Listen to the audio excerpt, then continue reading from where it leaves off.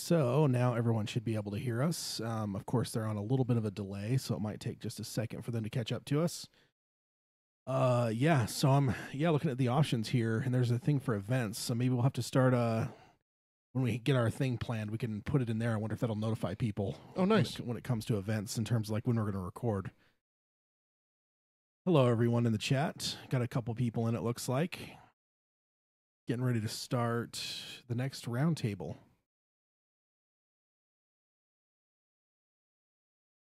Okay, and I'm assuming everyone can hear us. It's looking like you can on my end, but it doesn't always tell me everything.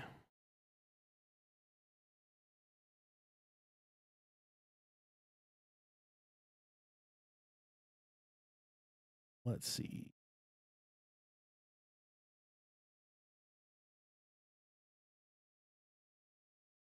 Okay, awesome. Thank you, Mark. Okay, yeah, the delay is always fun when it comes to these, but Yeah. I think I'm getting to the point where now I think I got YouTube on a little bit of I don't know, like probation, and if we keep having issues, I'm gonna look into some other software. But if we we might just bump back to Mixler because we never had any issues with them when we did live stuff before, so might go back to them. Depending, I guess. Like we'll see what everyone thinks and how it performs here. I've got all the settings set to where hopefully shouldn't give us any issues, but Did you take screenshots so you know what if something resets again on you? Yeah.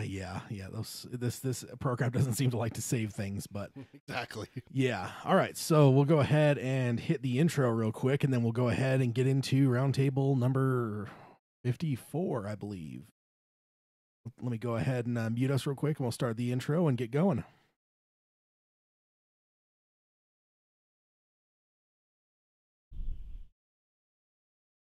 The Dark Tower by Man in Black fled across gunslinger followed.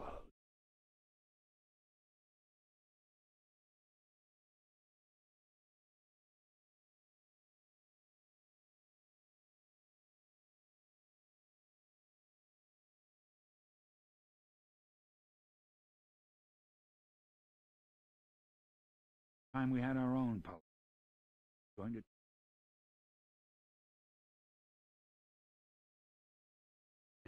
dauntless thug horn lips piled dark tower.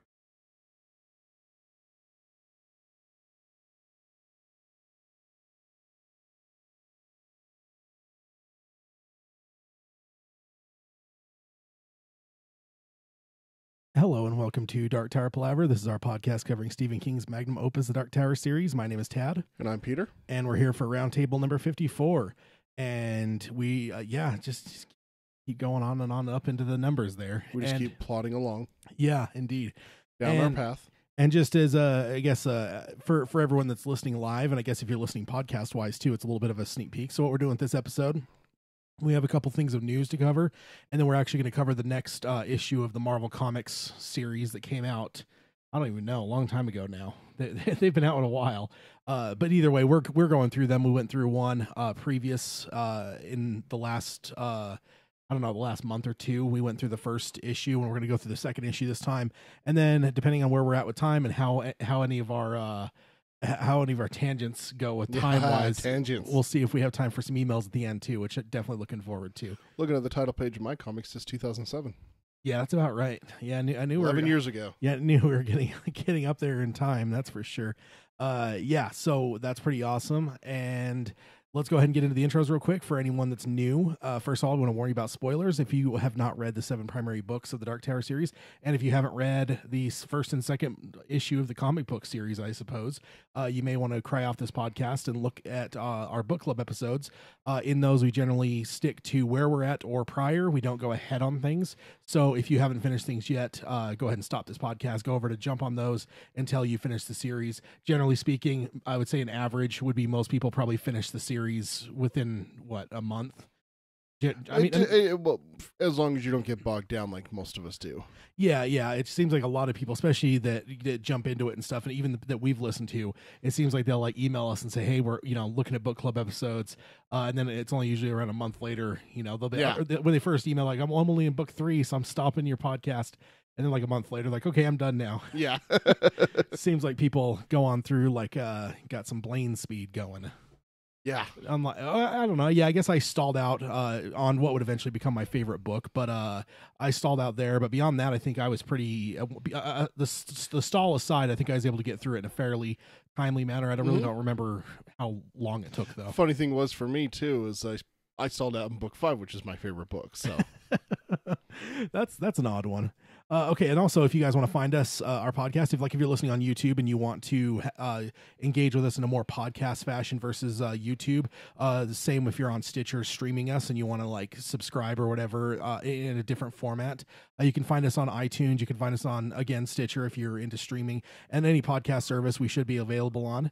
Also, if you could be so kind as to subscribe, rate, and review us on any of those services, especially iTunes, that always helps us get exposure to the show. Show notes are still using an alternate URL currently. There's been a whole kerfuffle because originally I had connected our darktowerpalaver.com to a different website, different thing that I was like building for something else, just for speed, and it screwed up a bunch of stuff. So I've actually had to contact the web providers to go and unscrew a bunch of stuff. Like, I'm not necessarily a web developer, so that's kind of just an amateur stumbling my way through. So I will have the show notes tag in the notes. You can find that in whatever app you're using. I believe also the link that I send out on social media has all that stuff in the whole description as well. Or you can go to I guess the show notes is the only other place. So yeah, go into those places to find our temporary URL, and hopefully we'll have that done here pretty soon. Also, if you guys want to join us as part of the extended content, we definitely want you to do that. Peter can tell you the best way to engage us. Best way to reach us is through email. It's darktowerpalaver@gmail.com. We also are on Facebook. It's facebook.com/darktowerpalaver. And you can follow us on Twitter. It's @darktowerpod. That's @darktowerpod. Like Ted already said, we're on YouTube. It's youtube.com/darktowerpalaver. You can find old shows, watch them as Ted shows me slides and pictures and everything like that, along with it gives you the headlines for the news articles, so you can find those a lot easier too. Yes, indeedy. So yeah, that's how to contact us, and we definitely encourage you to do that. In fact, I even have a story that I'm mostly going to be covering in the news section, primarily to get everyone's feedback. So even if it's just a couple line email, I'm hoping that everyone can jump on their old email in or outbox and send us an email on that, because I want to kind of gauge the community, at least our corner of it, because this author of this article that we're going to get to in just a minute had some things he postulated, and I think that he's wrong. So we'll go ahead and talk about that in just a minute, though. Let's not bury the lead. So the first thing we have is a article, and it was actually it's actually a Twitter thing, but it was kind of published first off in terms of the first people to find it, screen grab it, and then write an article about it was actually wheeloftime.tv, which is actually obviously a Wheel of Time fan thing. And this all stems again from the Deadline article that we covered, that kind of just randomly threw out there in that Lord of the Rings article, that they're also developing Wheel of Time, Dark Tower, and a few other things. So this is all still stemming from that. So you guys have that context. So we'll go ahead. First of all, I want to go to the original tweet that kind of started it all. First, just to give context, because Glenn Mazzara is the showrunner for the upcoming show, which again is covering book 4, and which is Wizard and Glass, which is the flashbacks of Roland's first love and first losses in a lot of ways. Yeah, his time in Hambry. Yeah, so and even beyond that, when you get into his mom and stuff, there's a lot of stuff. That's a pretty formative stuff for Roland. So yeah, he's developing the show on that. He was on The Walking Dead early on. I think he's the one that replaced Frank Darabont when he was canned in the middle of the second season. I'm not sure how long he was with that show, but yeah, that's Glenn Mazzara is the guy that we're looking at now, kind of like we were looking at Nikolai early on. Mhm. So he actually tweeted, and it is just a picture of a tree house that's broken. He says, "I write in a tree house. Part of the tree came down. It's like one of the Dark Tower beams snapped." And it looks like he's showing the damage there. And yeah, so if nothing else, he's giving some Dark Tower references, which it has to always be good because Yeah. we had been talking for a while. I still think there's some ambiguity whether we're moving forward with this TV show or not. Yeah. So yeah. And then I noticed in the responses down below, Jennifer Hutchinson, which is actually, she was one of the people involved with Breaking Bad, said, what is this? Also, everyone okay? I hope the damage wasn't too bad. And he says, I took it as a sign about my new script. So I don't know Oh, if that's okay. I don't know if that's a good thing or a bad thing, but I figured that was at least somewhat interesting. But the more interesting thing that arose from this is what we're going to get into with the wheeloftime.tv, this website that is obviously a fan group of Wheel of Time, but since they have the .tv, I'm guessing that they're basically created maybe to follow the development of this TV show. Mhm. Not sure how long they've been around. I didn't do a lot of research into them. Wheel of Times, I've never been much one into fantasy, although I've grown into it a lot since high school. So I'm not necessarily saying I won't give it a try. In fact, I might, because I almost think that Dark Tower may have been a gateway drug for me to some higher fantasy. I mean, I read Lord of the Rings in high school and stuff, but like, Yeah. I don't know, fantasy's just never been as big in my wheelhouse versus stuff like us, sci-fi, that kind of thing. Fantasy versus sci-fi for me I'm always more the sci-fi guy. So Yeah. I don't know. That's me. But let me just go ahead and start with the article here, and let's see. So this is also published on April 9th, 2018, and it is headlined "Head of the Genre at Amazon Studios confirms Dark Tower," and we'll go ahead. Yeah. We'll go ahead and get into it here, and we'll see what exactly was said, and we can all decide for ourselves. Because again, it's still, even after this article, it's kind of somewhat fluid. But the article starts off and says, as you may be aware, Deadline reported back in February that both the Dark Tower and the Wheel of Time are in development. And then in parentheses, the other shows listed had been previously announced. And then goes on, it says, since the initial article, there hasn't been any follow-up articles that didn't use that brief mention as a source, nor have there been any official confirmations from Amazon or anyone related to the show until now. And then they go on to explain, Sharon Tal Yagato is the head of creative or head of genre at Amazon. And so with that, I guess, like when it comes to like your genre would generally be your stuff like sci-fi, horror, fantasy. So she'd be the one in charge of most of these new acquisitions that they have, versus like stuff that wouldn't be a genre would be like more your standard dramas and stuff like that. Mm-hmm. So she's the head of that at Amazon. And yesterday, according to the article, but what it was is she took Glenn Mazzara's tweet and then shared it, and then her tweet says, our writers take their jobs very seriously, hashtag Glenn Mazzara, hashtag Dark Tower TV, hashtag be safe. So first of all, the Dark Tower TV, that's the first time I think I've seen that hashtag, because Dark Tower movie was the big one they used for the movie. Yeah. So there's that. Yeah, so that's now I don't remember if they say in this article. I think they do. But they do say, let me just go on here and or no, they actually, I don't have that note. So the other thing to know is this tweet was deleted though. So Oh, was it? yeah, it was deleted. So that's why I'm using this article for the most part, because they actually have a screen grab of it. Oh. Like Glenn Mazzara's tweet, I was able to actually get onto Twitter and go ahead and still there. screen grab his Yeah. tweet. Yeah.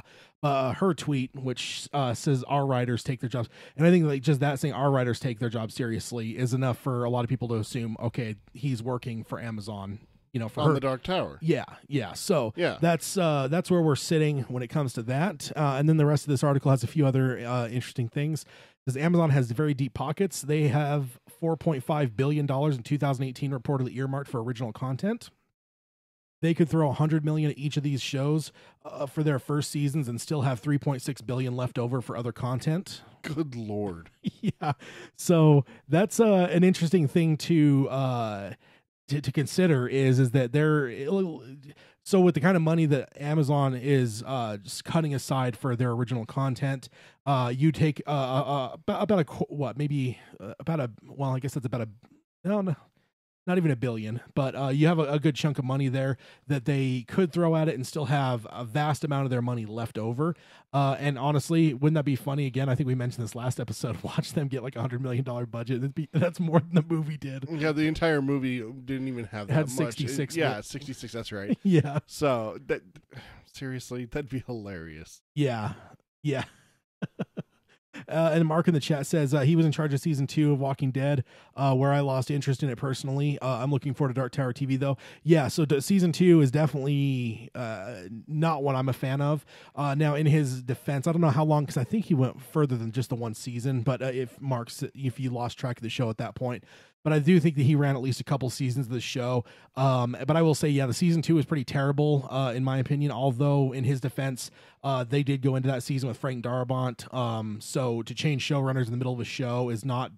That's kind of a big deal to do. Showrunners are kind of in the way of like they're the ones that kind of steer the ship. Like they're the ones in charge. I mean, yeah, you have like episodic directors. But it's like on a film, a director is the center of the world, generally speaking. And with the TV show, though, directors don't have that kind of sway. I mean, they may kind of run the production of their episode, but the overall show is ran by the showrunner. So for them to kind of change that midway through season 2, and then also there's been a lot of talk about how season 2, one of the reasons that Darabont was booted was because they were really keeping the budget super tight on him. So some of the stuff that I didn't like about season 2 may be part of that. Like I felt like season 2 was pretty boring and stuff, but I think season 3 wasn't too bad. But that's the last season I watched. And I watched it all the way up until 6 or 7. I can't remember which season I stopped watching. And there was definitely a tone shift in the middle of season 2. It seemed like it kind of like, okay, we got to ramp up the, and then it did. Yeah. Right towards the end, actually. And then season 3 was just pedal to the metal. Yeah, I enjoyed season 3 a lot. It was just one of those things that like the way it ended for me was enough to where I'm just like, I'm not interested in going any further with this show. So I don't know how far he went, but I will say if he at least did seasons 2 and 3, I would say that he at least did a good season with season 3, in my opinion. How far he went beyond that, I don't know. Interesting enough, IMDb does not keep track of who is the showrunner. They keeps track of writer, and he's written episodes since 2010, which is the first season of Walking Dead, up until he's written 8 episodes. So okay, so he's contributed and then produced since season 2 on. Okay. Yeah. I know that they have a new showrunner that was just announced recently and stuff. But yeah, no, I Walking Dead, it's obviously that's a little tangent, but I just find it interesting that that with this tweet and stuff, but also just I guess looking at him, I guess we were looking at Nikolai the same way, trying to figure out how are we going to judge this guy. Like, we don't know much about him per se. I think for me, the only thing is the girl with the dragon tattoo. The foreign version was the only thing I really knew of him. So, right. What it says here on IMDb is that he was executive producer for 29 episodes of The Walking Dead from 2011, season 2, through 2013, which is season 4. Okay. So he went through prison and through the 2 seasons that they had in the prison. Okay. Which is where you stopped watching, right? Yeah. See, end of season 3. Like I enjoyed season 3, but I just wasn't compelled to go any further with it. I know this is somewhat of a tangent. I just grew up like watching zombie movies and stuff, so I feel like I don't want to say like I'm like a purist or anything, but there's just like stuff I like in zombie stuff and stuff I don't. Yeah. And there wasn't enough of the stuff I like in The Walking Dead to keep me into it. So it makes sense. Yeah. On another note, I guess I should have looked at this first. He is credited with the Dark Tower supervising producer 2018 TV series. Yeah. So. Yeah, that's weird. The IMDb doesn't do showrunners. That's weird because that's kind of a big deal. Yeah, they have him. They have all filmography, writer, producer, miscellaneous crew, self, and things.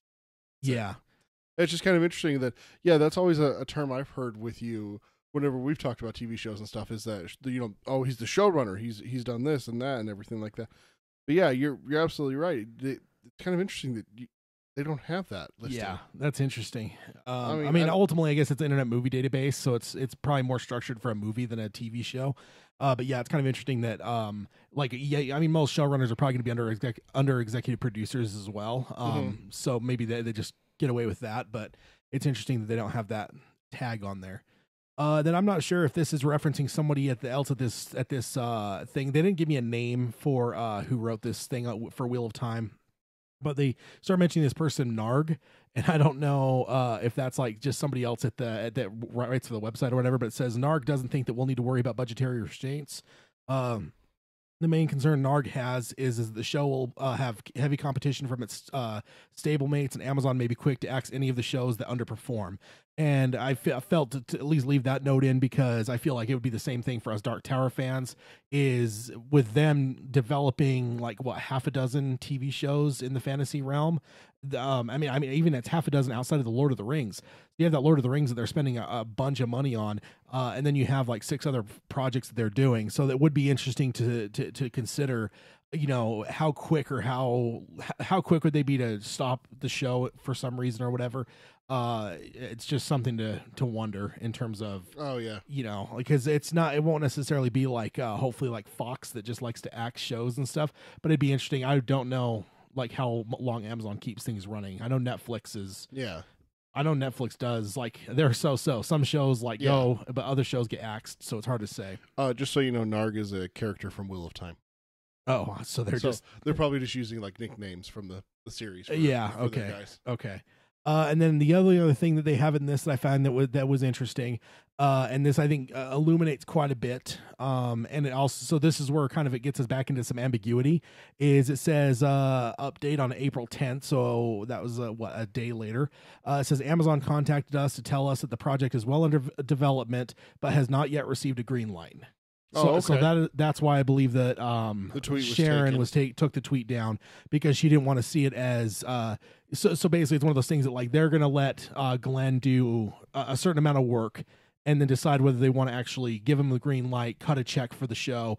And right now he's still in that spot to where the answer still might be no, and we may not get a Dark Tower TV show. He's still working on the project to get the funds, yeah. Which would make sense why the Deadline article, I'm guessing they probably had some kind of inside informant within Amazon that gave them some info and just kind of threw some of those other names in there, probably almost accidentally. I don't know if they even meant to like drop the thing on it. But that also explains why we didn't hear anything official after that. And then up until this, you know, this is one of those things that, like, I don't know. I wonder if she was even talked to by her supervisors where it's like, hey, like, you got to take that down. Yeah, you got to take that down. That's like, we're not ready. Well, they have teams like that for Netflix,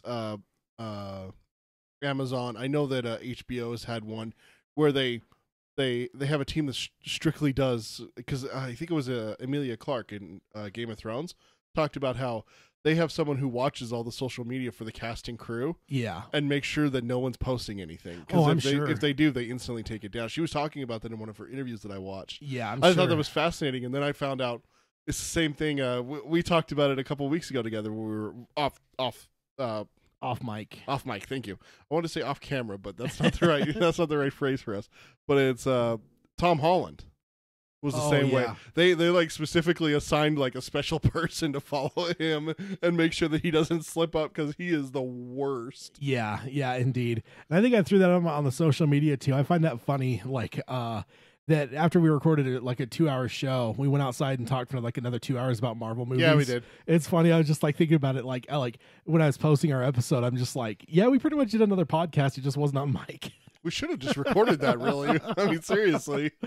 Oh, man. Why did we go outside and record it? Why didn't we record it right here? Exactly. I don't know.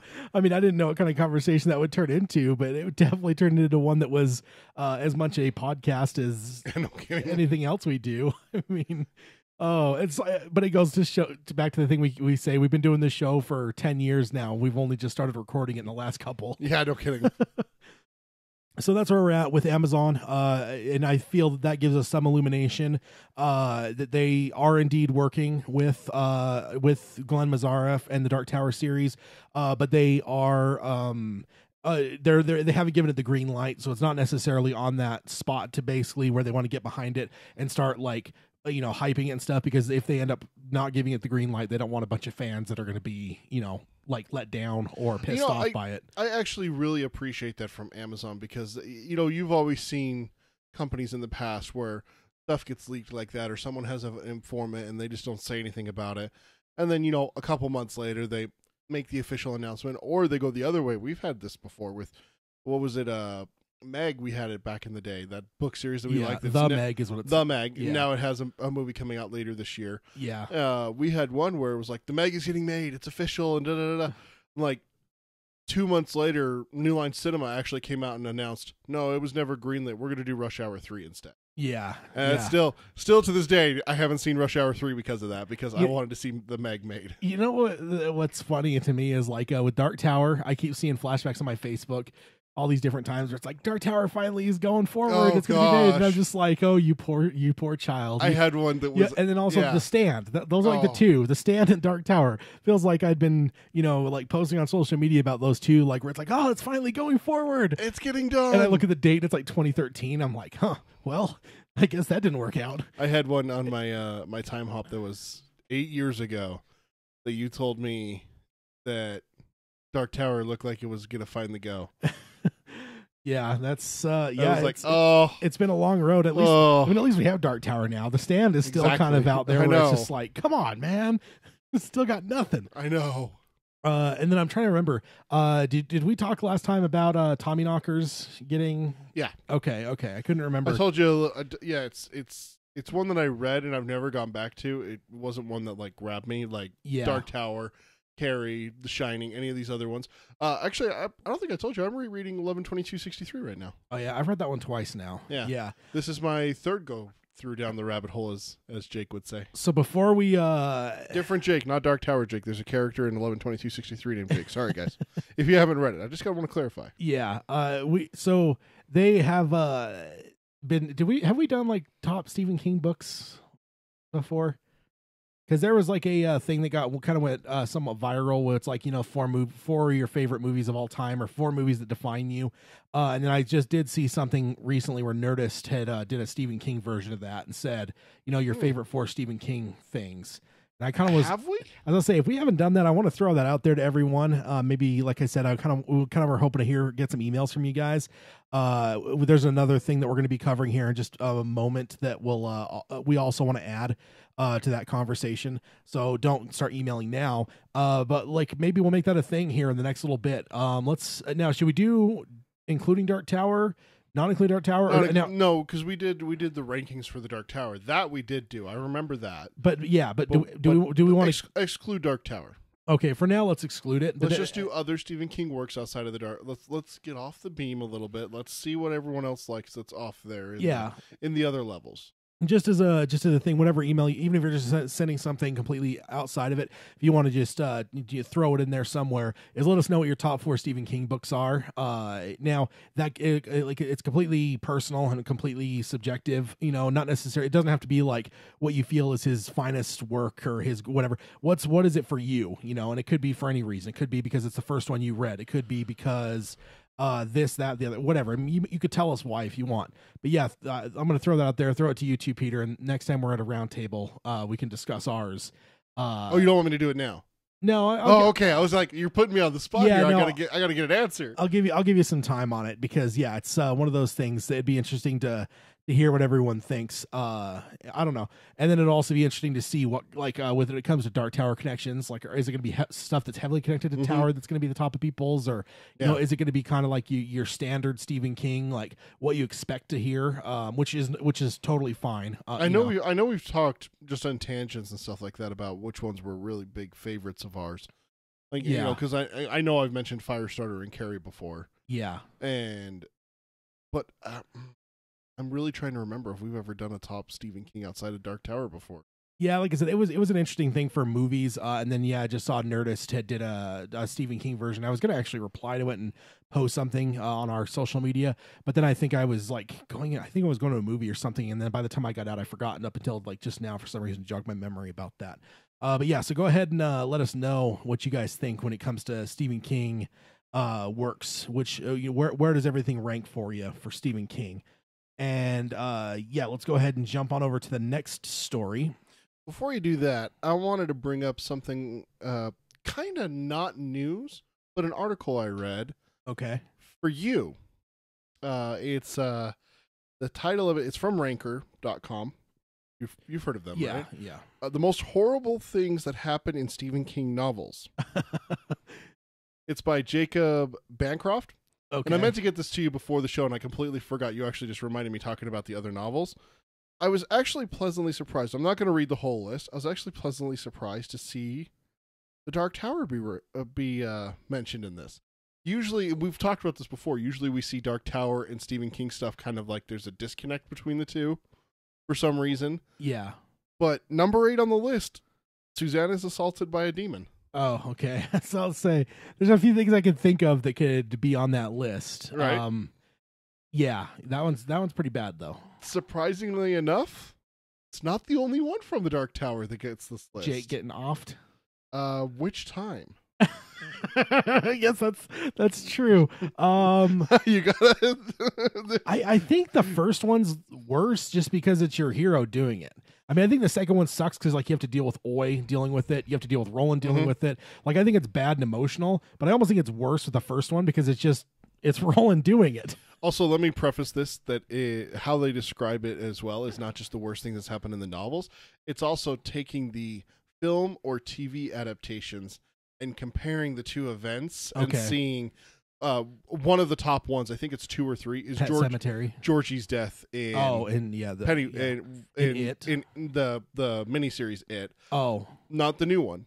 So I'm thinking this article may be a little bit dated because it doesn't have the new It stuff in there. It has Tim Curry's It. Yeah. But number 14, Roland lets Jake fall to his death. Okay, yeah. There's a Stand one, and there was one more. Let me guess, the kid for the Stand. I mean, we don't have to get into the details of it. It was something with Trash Can Man. Yeah. The kid. With the kid? Yeah, the kid. Yeah. Okay. Yeah. I was about to say, I'm sure that has to be it. I was thinking, like a kid. No. The kid, yeah. The only way that wouldn't have been that scene is if they were not reading the expanded version of the book, because that was in the It did get chopped in that one. Yeah. Number 18, the gunslinger reaches the Dark Tower. They actually go over the ending. Oh, Jesus. So we have a few of them. Then just I know, right? That's the reason why I wanted to bring this up. Because like I said, man, it just doesn't seem like Dark Tower usually gets lumped in with a lot of the rest of the Stephen King stuff. But in a list of, I think it was like 30-something. Because it has to be constant readers. That's not just a casual fan, that's picked up like, oh, well, The Shining was a great movie. Let me go pick up the book. Like, right. No, like you're a constant reader, in my opinion. I'm not, and it's not like a gatekeeping thing where I'm like, you're not a constant reader if you haven't read it. I'm just saying that like, I feel like if you're into the Dark Tower series, you're into King in a huge way. Yeah. So there's 21 on the list and 3 of them are Dark Tower. Oh, interesting. So I just wanted to bring that up, and I just sent you the link to it so you can throw it in the show notes and everything. Okay. But it just was something that popped up on my feed on Facebook, and it's like, I was like, oh, here we go. All the horrible things are going to be from all of his, horror novels and everything. What book was number 1? I still got it pulled up. Let me go back. Oh, Misery. Okay. Because again, remember, it's talking about differences. Yeah. No. It's no. You don't have to explain. I know you already know the yeah. Yeah, pretty much. Yeah, there's almost no question. I think if anyone's read or seen that one, they know. And Pet Sematary does make an appearance quite a few times. On the list. Yeah. That one's dude. So and then also, isn't it the dude that did It that wants to do a Pet Sematary? Yeah. So I really wonder, man, if you, especially, I almost think that couldn't be a movie though. That has to be Netflix or something, man. I don't know. That's there's a lot in that one. And then Mark in the chat says, Blaze, Pet Cemetery, different seasons, 11/22/63, and I love to see that because 11/22/63 is probably going to make my list. I'm almost certain that it will. So it's kind of cool, Mark, that you got that one too. Because that's a good one. I really enjoy that book a lot. Both times I've read it, it's just been incredible. And then with different seasons, that's definitely a good one. It's definitely, I think, probably his best short stories in my opinion in that one. So, and it's also inspired a few different adaptations and some good ones too. So I told you that I like the YouTube channel Achievement Hunters, right? They did a Stephen King themed video the other day in a video game. They were doing something like different in the game. Actually, it's going to lead me to read a new book from him that I've never even considered. Every time I've seen it, I'm just kind of like, no, that's not from a time where I want to read. When Stephen King was writing, it's when he was writing under the, what is it called, pen name? Yeah, Richard Bachman. It's called The Long Walk. Okay, yeah. Have you ever heard the premise of that book? Vaguely, but I can't remember what it is. So it's a group, if I remember right, as teenagers, they say in the intro is that if they stop walking, they die. Yeah, that's right. So that's what they did in the video game. Is if you stopped walking, you died and you were eliminated. So it was really kind of cool seeing a Stephen King reference there. That kind of opened the door for me, and I was like, my wife looked at me when we were watching the video. She's like, "You want to read that book now, don't you?" And I was like, "Yes." She's like, "Of course you do." She knows me all too well. Yeah, indeed. Then we got Derek in the chat says it's a great Long Walk is great. Sweet. So yeah, you should definitely. Yeah, I think I should. I love that kind of stuff. Whenever you get onto something that maybe even from like an era that maybe you're not as heavily into. Yeah, it's always fun to jump into some of those. And I mean that's why ultimately going through all the King books is kind of on my docket because like it'd be cool to read them all because I'm going to read the stuff he wrote. Oh yeah, you're going through different pen names and stuff. So. Oh, with your chronological go through. Yeah. I think You're still going to read all that stuff too. Oh yeah, nice. Yeah, it's him because I think the only novel I've read around that time frame was I think it's called Desperation, which was a really weird novel. And if I remember right, I may have come into a series. It was like a 2 or 3 part series. I may have come into the middle and read the middle book, and so I was a little bit lost and confused, and the book didn't really make much sense beginning to end. So I think I need to go back and revisit that middle era of King. Yeah, I think it's the early 90s is where a lot of that stuff was. Yeah, or maybe it was the mid 90s, right before his accident. Yeah, there's that's kind of an era where you had some, just like because you kind of have like the early success. You have this new modern age, it's like the golden era, and that's not to put down that era in the middle, but I feel like he was looking at because that's the time that he was doing like the late 80s, early 90s. He was doing that's when he was like writing screenplays and working with George Romero on some stuff. So I feel like he maybe wasn't as heavily into writing like novels, but he was writing them obviously because he's Stephen King, and that dude just churns if he stops reading, he dies, I think is what it is for him. Seriously. It's and then Mark says love Long Walk. It was my first King story too. That's awesome. Oh wow, that's awesome. That's cool. Yeah, sorry to interrupt. I just those two things popped into my head when you were talking. So yeah, no, absolutely, that's awesome. I'm like I said, I'm always glad to see Dark Tower on stuff like that because I feel like sometimes I get cynical and I see like things like when it comes to like lists about King, even like where they're like people are ranking King books, and there's times I look at the ranking and I'm just like, have you actually read a lot of King books, or are you just like grabbing like ones that you know because a movie's made off of them or whatever, Yeah, because it seems like every single list has the top 3 just shuffled differently: The Shining, The Stand, and well, there was a lot of times Pet Sematary does creep up there. There was one. There was one that was a dead giveaway though, because I can't even remember where the list was. It was back it may have been before the show. I can't remember. But somebody was like ranking like his and they said it was like books, like novels, like it wasn't just saying his stories.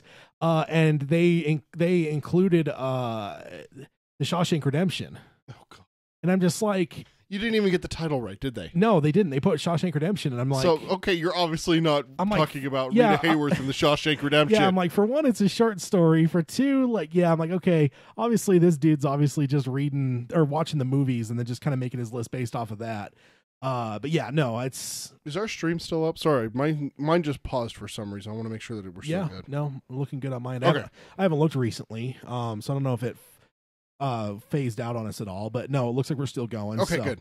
Yeah, no, so you have to let me know what you think of Long Walk, because I think that's a little bit down my list, so it'll be interesting. It probably is a little ways down, because you got the first golden era of King to get to that, don't you? Yeah, oh yeah, I'm still in the first 80s, right? Yeah, I'm still in that first little bit. There's a lot there that you got to get through. I mean, geez, you haven't even got to like Cujo yet, have you? No, I got to buy that collection, because Rage is not it's not in print anymore. So is that what you're supposed to read next? Is Rage? Yeah, that's right. Yeah, okay. So I need to buy a book that has like collection stuff, and like I know that like book wise it's not me, but like when it comes to like DVDs and stuff, I'm a huge like DVD collector. You're like the physical copies for DVDs, but anything else digital? Like books and stuff like that? Well, no, what I'm saying is that, like, when it comes to like collecting my discs, I have actively avoid any kind of box sets. I hate them. Oh yeah. Anything that has multiple movies in a case, I just don't. Especially if it's just like those ones that looks like a singular case. King movies have those where it's like, 5 Stephen King movies for $10. Like, it's Pet Sematary, Cujo, Carrie, and Children of the Corn. Children of the Corn. Yeah, one of the 15 sequels. You're like, where do I put this in my alphabetical movie collection? Exactly. So it's like with series, sometimes I make an exception and like buy into like a trilogy box set or whatever, but in general I try not to. So I think it's like that bit of me that's like making me just like apprehensive to pull the trigger on this like collection of King books. I'm just like, oh, I can't get just the singular book. Oh, first world problems, Tad. Yeah, no kidding. Oh man, yeah, that's indeed, and also even just digital. Like, like, honestly, I am a digital when it comes to books anymore. I mean, I know a lot of people don't like them and stuff. And it's divisive when it comes to book readers. But for me, the convenience of it, being able to have it with me everywhere I go. You know, like I had some car troubles recently. You know, sitting at the mechanics for a couple hours. It's nice to be able to pull something up and read it. You know, I'm probably not going to have I'm probably not going to have my book on me at that moment, like if I wasn't planning, because like this one I wasn't. Like I noticed the problem on the way to work, so it's like I called my mechanic and like brought it on my lunch, and then I was just stuck there for a bit. So it's like, you know, it's unless you go back to like the 90s. I remember my sister was a huge reader. She had a book with her no matter where she went. Yeah, going to a movie with friends, take a book. going out with the family for dinner, take a book. You never know when something's going to happen if she has a chance to read. It was her thing. That's true. But in this day and age, I mean, you're talking like when you're at the mechanic, you pulled out your phone on your Kindle app, right? Yeah, exactly. And just started reading. So yeah. So that's just me. So like the fact that it doesn't have a Kindle version like does put me off a little bit. But I am of course going to get to it. It just I'm with Mark on this one. There's room for both, I think. Yeah, absolutely. Yeah, absolutely. Like that set of Dark Tower that they finally came out with like the all matching covers and everything like that. Oh, I want that so bad. Yeah, so bad. Indeed. I will have it. It will be mine. Oh yes, it will be mine. Okay, so next up, this is the one I want everyone's opinion on. So get your old emails up and ready to go. And sometime, you know, whenever you have a chance, I'd love to hear from you guys. Give me whether you agree or disagree with this article, and whys as well, because I don't agree personally, but I want to know what everyone thinks. Okay. And it says the article of it here is a public plea to Amazon: please don't make the Dark Tower TV series. Get out of here. And this is by Brad Katz, and it's over at observer.com on April 11th, 2018. It's not hot enough for August. What are you thinking? Yeah, as I was saying, I don't know where I'm skipping. It's probably because it wasn't the first release date for the movie going to be in August. Yeah, August 4th. So, it was released in August. Wait, yeah, no, it was July originally. Never mind. Yeah, it was July earlier. Yeah, I don't know why I'm thinking something. It was released in August. I'm not crazy, right? I'm thinking like something that came out in like October, and then like something. And then it got pushed for that abomination of a movie that your daughter loves. I know, it's so terrible. She loves that damn movie. Okay, so first off, he starts off by running down what we have covered with the Deadline article and stuff. I didn't really want to synopsize that again. I think everyone kind of knows where we're at on that. Then he says, here's why that is a terrible idea. And he says, however, Sony's big screen adaptation last summer was such a colossal mess that loyal fans are reluctant to dive into another live action version. And right there, I just want to stop because, again, my feeling is that this dude is kind of taking his own opinion and putting it in the mouths of all readers and Stephen King fans. And that's kind of what bothers me a little bit. So like, I'm not like, you know, like trying to troll or anything. It's just one of those things I want to know, you guys as listeners to our show, our Dark Tower fans. So, you know, we have a great extended content. So I want to hear from you guys because he says that loyal fans are reluctant to dive into another live action version. I want to know, first of all, that's the first question. Where do you guys stand on that? Are you reluctant to dive into a TV series? Yes or no? Me? Yeah, I guess you can answer. No, I'm not reluctant. No, I personally, I'm not either. Well, see, here's the big thing for me, and we've talked about this before. I can tell you right now, I'm more excited for the TV show than I necessarily was for a movie. I mean, don't get me wrong. I wanted to see Roland Deschain on the big screen. But we all said it. All through the developmental hell, even off before we started this podcast. Yeah. TV's where it's at. Yeah. We thought cable back then, because that was really before like Game of Thrones and HBO and everything that showed us that we can do a different form of TV show there. Or Netflix even. Yeah. Yeah. But I mean, we've all said it. We've all wanted it to be it makes more sense for the kind of story that it is. Right. Telling like a long form story, I think is more indicative of what the Dark Tower story should be and is, you know, whatever. I mean, look at like something like Breaking Bad. Exactly. Like I look at shows like something like Breaking Bad. It's one of the greatest shows ever made. Mm-hmm. Imagine if that was a 2-hour movie. You probably it wouldn't be that good. You probably could have told the story, and it may have been a compelling movie, but there's no way that would have the kind of acclaim or the gravitas, that kind of thing. I mean, think about it. I mean, like the whole thing they say is they were going to kill Jesse at the end of season 1. So it's like, if that was a movie, they would have had that time to figure out that like Jesse was such a strong character, and he was like they started to really love not only Aaron Paul as the actor, but they ended up loving the character a lot. Yeah. He ends up becoming as much a lead to the show as Walt by the end of it. That wouldn't happen in a 2-hour movie. Chances are he probably would have died in the second act somewhere, and that just would have been that. You know, so it's like one of those like.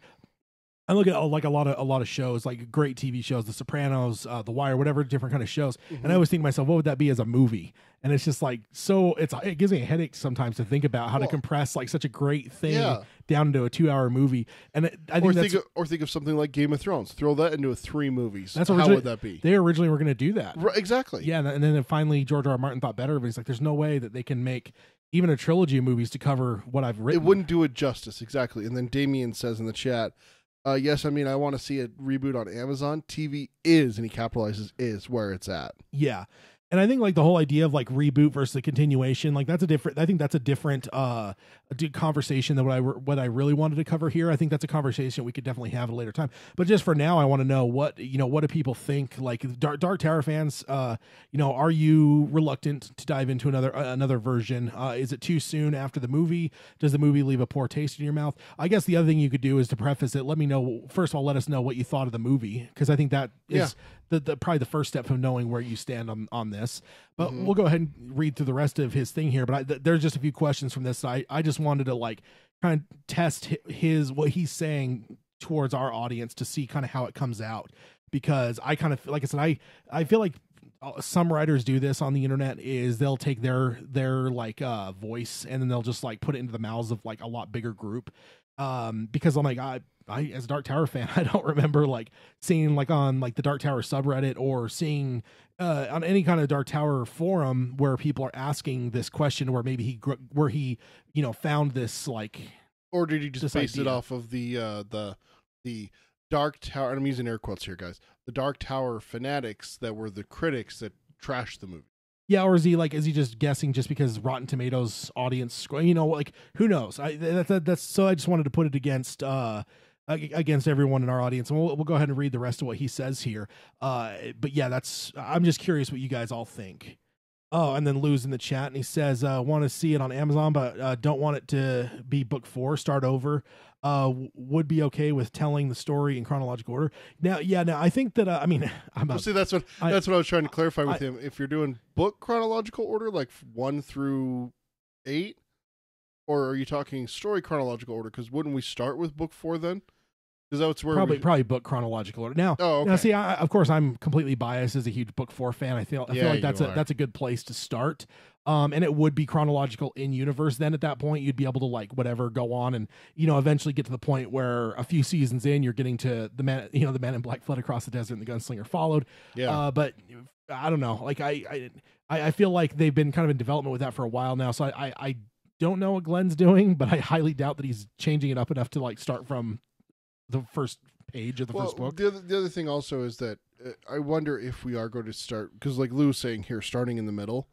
The thing with me is that if we do get book 4 in a TV show, I imagine we're not going to start where book 4 starts with Blaine and Topeka. Oh yeah. No. I don't imagine that's going to be a part of the TV show. No. But that's just me. I mean, they may do that. Now the thing is, I personally feel if they do a reboot, I feel that they're going to just start fresh, and like it won't even be like, because we were talking about if they are continuing it from the movie, you now have Roland and Jake, and he could be telling the story to Jake. That's true. I feel like the whole I see what you're saying. I feel like the whole narrative element of it goes out the window in terms of it's not going to be him telling a story to someone if it's a reboot. If it's a reboot, that's the beginning of the story now. Mm-hmm. You know what I mean? And like Lou and Mark say here, no, start with Court, start with David. Which is basically the same thing. Court and David together, that like what we saw in the comic last time we were reading the comic. Yeah, it's the training with the Hawks, the cook and everything like that. All that stuff gets put into the beginning of this TV show. Yeah. That's where we all want to start. Yeah. Okay. Yeah, almost like honestly, the comics are almost exactly what I'm picturing. Yeah, Okay. Yeah, in my mind, when it comes to book 4, yeah, because I feel like if you were going to continue it on down the Idris Elba road, and you're able to like tie him into where he wanted to do a TV series, then I think that you would do like a narrative where you could have him involved to like do narrations and stuff, and he's telling the story to Jake, have some bumper scenes to kind of show the fact that he is telling the story or whatever. But yeah, no, I think if it's a reboot, I think that goes out the window, and you're just okay. Yeah, I see what we're saying. You just follow the story chronological from whether it's them in training and then leading up to like him finding Martin and his mom, and then the trial by combat, the test of manhood. Like you just kind of go on that, and then it flows, and then then we get into the whole like fan speculation of how cool would it be if they worked with Stephen King and like found like Jericho Hill and like found out exactly what they wanted to do. Maybe even Stephen King writes a Jericho Hill book to correlate with like the second season or whatever the show. The other thing also, let's talk about this a little bit as well. What if the like we see it in the comic right at the end there when Stephen comes back and shames Roland? Yeah, you've forgotten the face of your father. Maybe, I know it's not exactly, how it was in Wind Through the Keyhole, but maybe the mission he just came back from is the story that Roland told in Wind Through the Keyhole. Yeah. I mean, we got that we haven't done anything with. But also, I mean, we've heard people talk, we've talked about this too. How much would you like to see stories with Steven still in it? Oh yeah, I mean, like isn't that what you said last time we were talking about this? Oh yeah, you would love a TV show with young Roland back from Hambry, riding with gunslingers like his father. Yeah, yeah, and just like and as we get into it here in a little bit, and as we get into the comic books, the tangents are going longer than I thought they would. So I'm guessing emails aren't going to happen. We'll still get into the comics, but with this one, like I know I highlighted one of the points is like I love the stuff with like Steven, it's midway through the comic that we're about to read. Not necessarily the opening thing is good too, but like. I love just like the inner workings of Gilead. The little bit that we see is stuff that I absolutely adore, and I would love to see more of. Whether it be Stephen King writing a book and letting me in on that, or whether it's something in a show or whatever, I'm all for it. But yeah, I feel like when it comes to how the show would play out, I would guess that it really comes down to the question: is it going to be a reboot or not? And like it's I said, a big decision. Yeah, that's all. Yeah, exactly. That's almost as big as like casting decisions that we talked about for the movie. Like that was some of the biggest discussions we had is casting decisions. What exactly are they going to cover? With this, it comes down to, is it a reboot or not? Like, because that's the first question. Yeah. Because every casting choice goes through that paradigm. You know what I mean? Absolutely. So yeah, it's going to be interesting. Then Derek says, "I'll watch anything they put on they put out Dark Tower related, but wouldn't mind seeing some other King films / remakes to introduce the characters that appear in other books." I.e. the Crimson King, Flag, Callahan.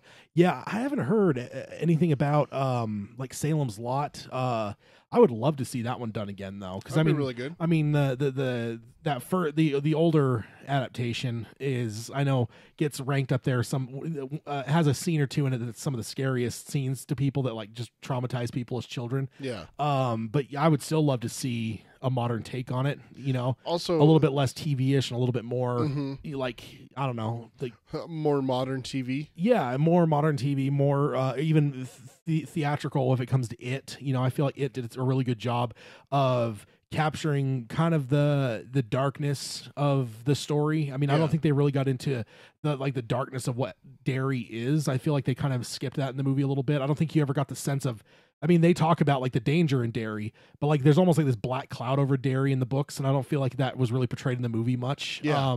I mean, you kind of got a sense of like how adults acted and like people were ignoring certain things or whatever, and you can kind of piece it together, but I don't think it was overtly told to the audience. If people are just watching and not reading, I don't think they get the sense that like, like that it's that Derry itself is almost like this malignant thing in existence. So I don't know. I'd be interested to see what they could do with Salem's Lot in like a 2.5 hour movie, make modern, maybe made on Netflix or maybe made on whatever. It would be awesome if they would even just do like a 5 or 6 part miniseries for it. I think that it could fill it. Yeah. And then Mark says the Rob Lowe remake was total dog turd, and I like Rob Lowe as well. Yeah, I haven't heard a lot of good about that one. I actually haven't even watched it personally, but it definitely didn't. It doesn't have a good reputation. Apparently, I really do need to watch the Salem's Lot you're talking about. Is that the one you lent to me? What's that? Is that the Salem's Lot that you lent to me? The original one's the one that I lent you. Scary one? Yeah. And I mean, I still haven't watched it. I need to watch that tonight. I'll say, like, not like the whole thing is scary. There's like a few scenes in there though that people saw when they were younger that got to them. That like around Halloween, I can appreciate that. You'll see like these things around Halloween are people like scariest scenes of all time, and like for me, for what the author will be saying. Yeah. And that this one has showed, like when I read through like 15 of those lists like this last Halloween. Yeah. And I think this showed up at like probably at least like 5 or 6 of them. So it was like, okay, this scarred a lot of people. All right. And then Lou says that was the biggest low point of the movie, how Steven was used in the movie. Yeah, no, I loved seeing him, and I felt like that added a little bit of weight to things a little bit. But yeah, I think they could have done more with him for sure. But I think a lot of people just didn't like how he died. A lot of people didn't like that, and the stop breathing. Yeah. So I know that me and you kind of liked it when we first came out of the theater. I haven't really thought about it much since then and in my rewatches or anything like that, but I know a lot of fans did not like the power is Steven to Shane. Just stop breathing. Okay, well that's Steven. I mean that's from the line of L, and you're just gonna be able to no stop doubt. him. Yeah, it's definitely something else for sure. But I think the point that we're kind of talking around, but I'm just gonna dive into it. I don't think that maybe I'm doing what this writer did, but I'm just projecting. I don't think I've heard many of our fans say that they wouldn't want more. Yeah, no. And that's why you're saying you don't agree, right? Well, another thing is I don't know if we've had the conversation yet, so I want to throw it out there and I want to have the conversation. Okay. I want the listeners to let us know, what do you think? Like, do you agree with what he said? I know we haven't even gotten into the meat of his article yet. Let's get more. But I just want to know what you guys think as we go through this. You guys could be thinking about that and email in. I'd love to hear from as many people as possible. Just let me know what you guys think, because I feel like it's just a good way to like take a cross section of the Dark Tower fandom. Yeah. Of course we don't have every Dark Tower fan listening, but we have a good chunk of people listening from all over the world. I feel like we can kind of get a good idea of what people's opinions on this are. Also we got the great demographic of, we have fans that didn't like the movie. They're still, and that's the thing, is they're still here. I hope so. Yeah. Yeah. Well, we've talked to a couple of them and everything. No, that's true. And then we have fans that were, it was okay. Yeah. And then we got fans like us that really enjoyed the movie. Yeah. That's the great thing about the Dark Tower Palaver, is that, like you've talked about many times, we're not going to shun you for your opinion. As long as it's a thought out opinion and it has points and not just, I didn't like it cuz. We're never going to shun you for that. And it's welcome here on the Palaver. Yeah. And so, again, same thing here. We want to hear, even if you didn't like the film, and Tad asked you to put in the email, if you didn't like the film, if you did like the film, just let us know how you feel about it so we can see like what the author here is saying. True fans don't want to. How did he word it?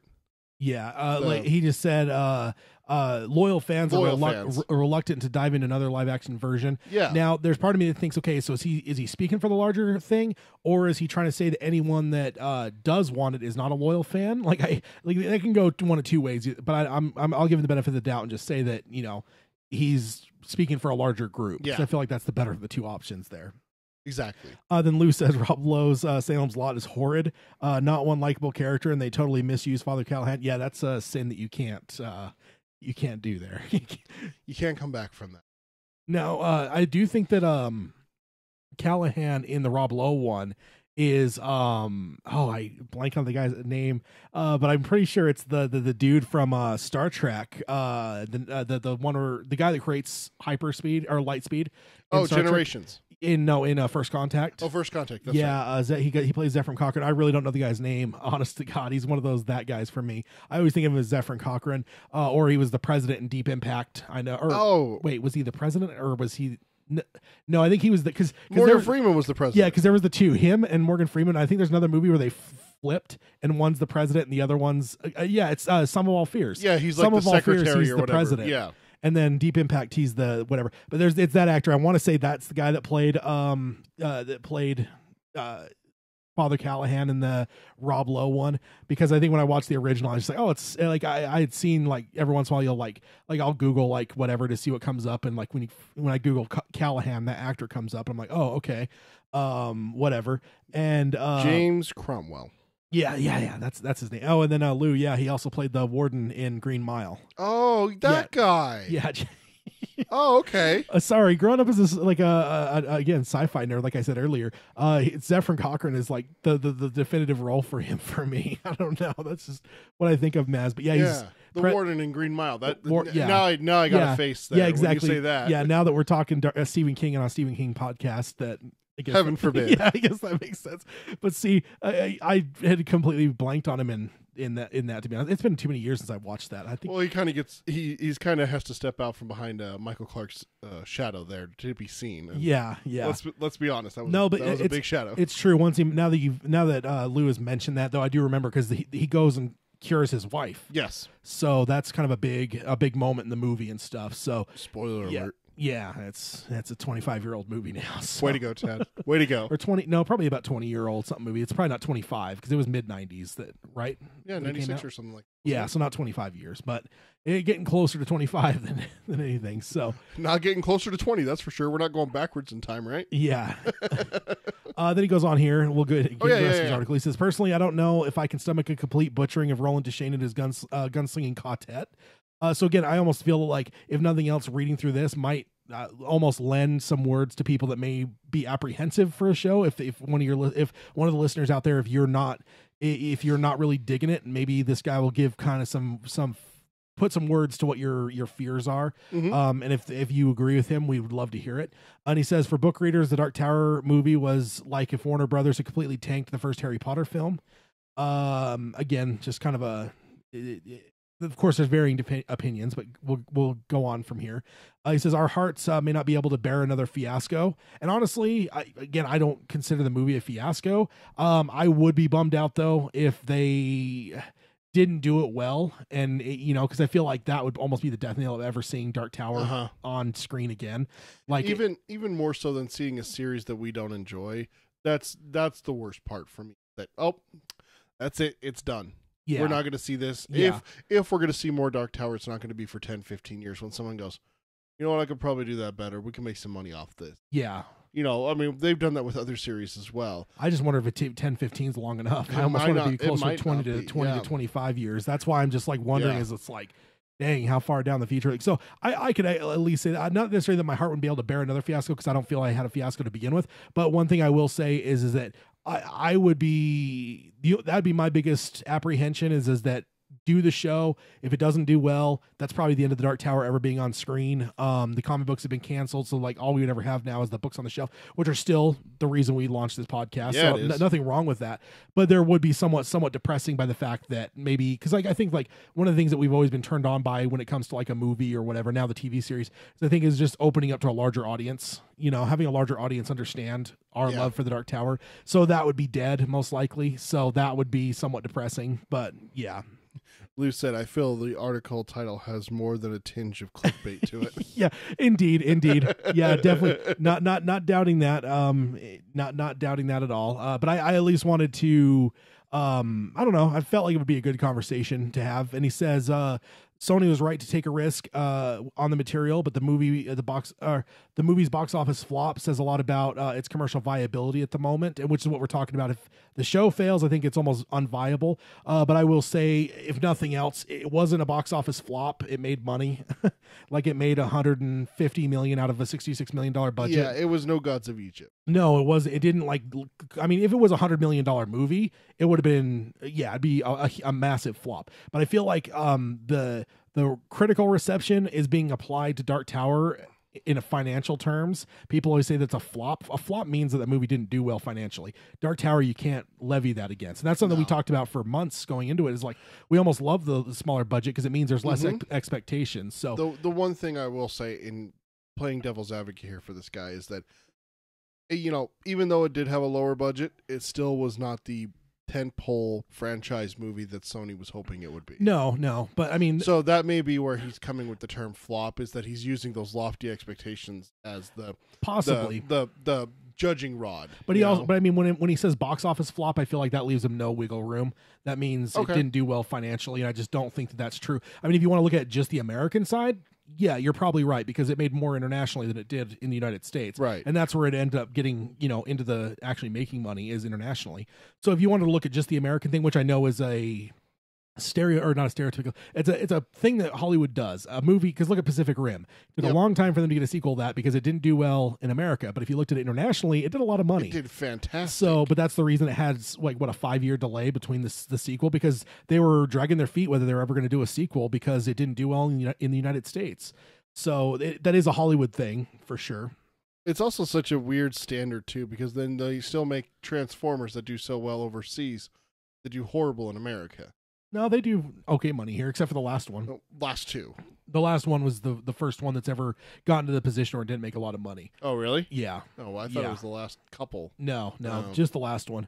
Then he goes on and says, though the TV series has long been rumored to be somewhat connected to the films, and he says in parentheses exactly how remains unclear, though a younger version of Roland is believed to be at the center.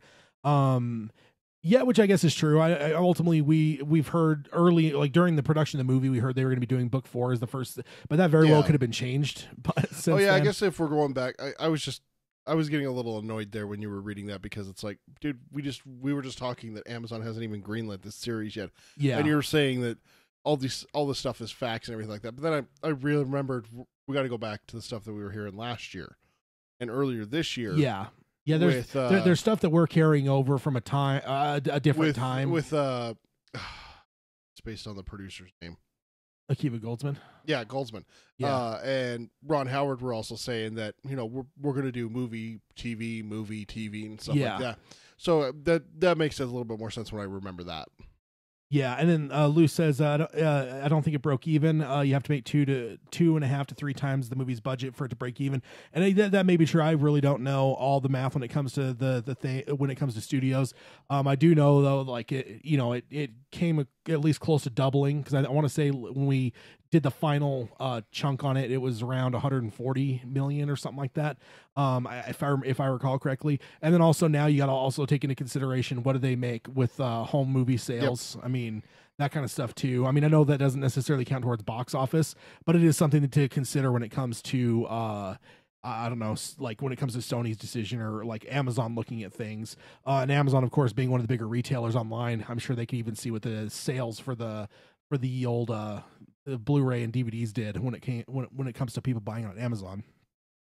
Then he says the movie's biggest draws, star Idris Elba and Matthew McConaughey, are almost assured not to appear, and I think I would agree with that. It's probably, I don't think any of us hold out any hope that we're going to see those guys on TV again.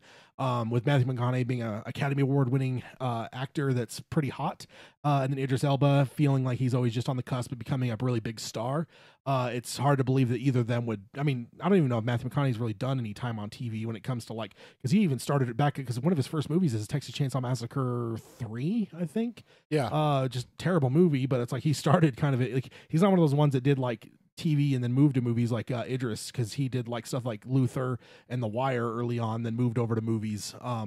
Matthew didn't have that. I mean, of course, he's done like his guest appearance type thing on like True Detective for 8 episodes, but he's not necessarily a TV guy. So I think it'd be easy to say, yeah, they're not going to come back for a TV show. He says it's hard enough to get an ambitious adaptation of a dense and otherworldly material off the ground, but connecting it to a failed franchise starter without its biggest name seems like a surefire way to drive off any lingering interest. And that may be a good argument for why a reboot is potentially the way to go, because then you cut any ties with the movie, Well, and we also had people who didn't like Idris. We also had people who didn't like Matthew. So I mean, it's give and take here. So I think that in his point of saying that if you're cutting ties with these big stars, you're going to drive off a fan base. Well, you're also going to get a fan base that didn't like their performance. Like, finally, we can get someone who can actually play the character right. Yeah, exactly. So, yeah, indeed. And then the last little bit he says is like, let this iteration of the Dark Tower die, wait a few years, and then return the property with a fresh set of creatives who aren't weighed down by the failures of their predecessors. So that's kind of his argument. I just want to know what everyone thinks listener-wise, so email us and let us know what you guys think. But yeah, it's an interesting conversation to have for sure. Is what is everyone's interest in it? Do we have anyone that just wants to go strictly to the books and forget about anything on screen ever existing? The other thing I wonder is when it comes to the Dark Tower series, or with the Dark Tower series, is do you feel that this hot wave right now of Stephen King stuff is going to help Dark Tower potentially get, like for Amazon to greenlight? 'Cause I mean, when it came to, I want to say it was Tommyknockers is the one I just read when I was going through the stuff prepping this show, is apparently there was a pretty big bidding war between two studios and Netflix for the rights to that. Oh, wow. So it was kind of a big deal in terms of chasing that down. So I'm curious with I feel like everyone's grasping for anything Stephen King right now. Mm-hmm. So I wonder if that might help now. So you might be able to get Dark Tower done now, but once it turns a corner and Stephen King's not the hottest property, because things ebb and flow, eventually he won't be as hot as he is now in terms of for Hollywood's perspective. Right. So would it be harder then for Amazon to say yes versus now? So it is one of those things that we have to consider as well. Is now the iron hot to strike because of because of how hyped Stephen King is, because of things like the Netflix stuff and the It movie and stuff like that. I mean, well, I think let's compound onto that. Okay, so let's not only look at the Stephen King side of things, let's also look at the fact that streaming and TV is kicking the shit out of Hollywood.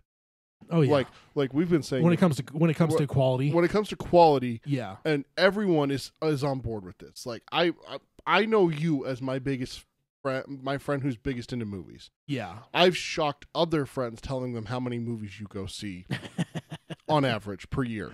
I still don't see enough. Exactly, and that's the point. And still to this day, you still admit that TV is in its golden age. It's in its prime. It's right now putting out better quality material than movies. Correct? Yeah. I think Amazon may be looking at that, looking at the Dark Tower. I think they may do the Dark Tower to make a point. This is what you did. This is what we did. Yeah. Same base material, and we kicked your ass. Yeah. Why would you go see their $20 movie when you can sign up for a subscription for $100 a year? For $100 a year and get thousands of shows that are better than movies. Yeah. I think that Amazon may be looking at it in that standpoint. And if it was me, that's a great business look. Yeah. Take them on head on.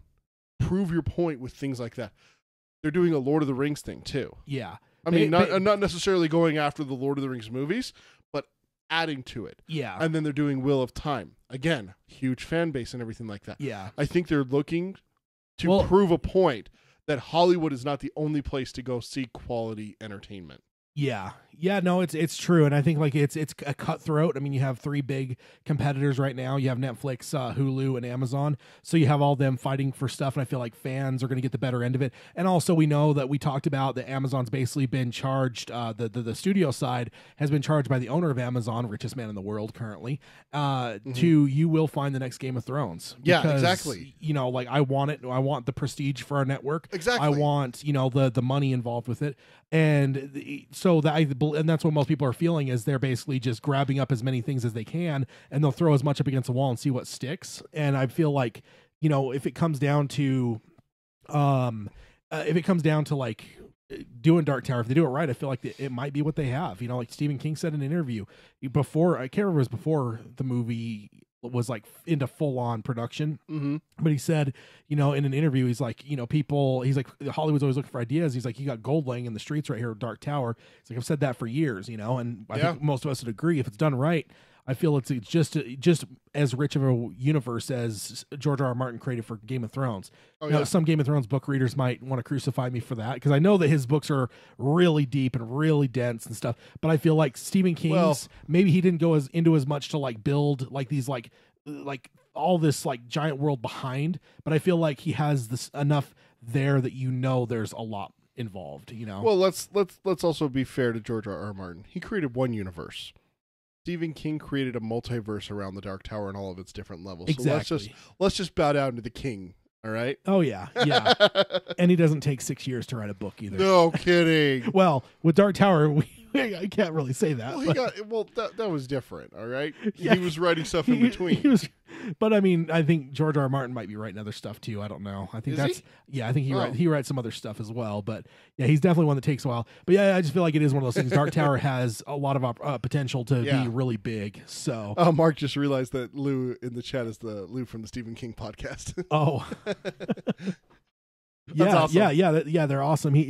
Lou's been on a few times. If you're newer to our show, maybe you haven't heard that, but he's been on as a guest on our show a couple times. So yeah, it's maybe time to have him come on again at some point. It might be. Yeah, it's been a while. Yeah, it has been a while for sure. And then he asked, did you guys talk about the King tie-in for Ready Player One? I actually haven't seen it yet.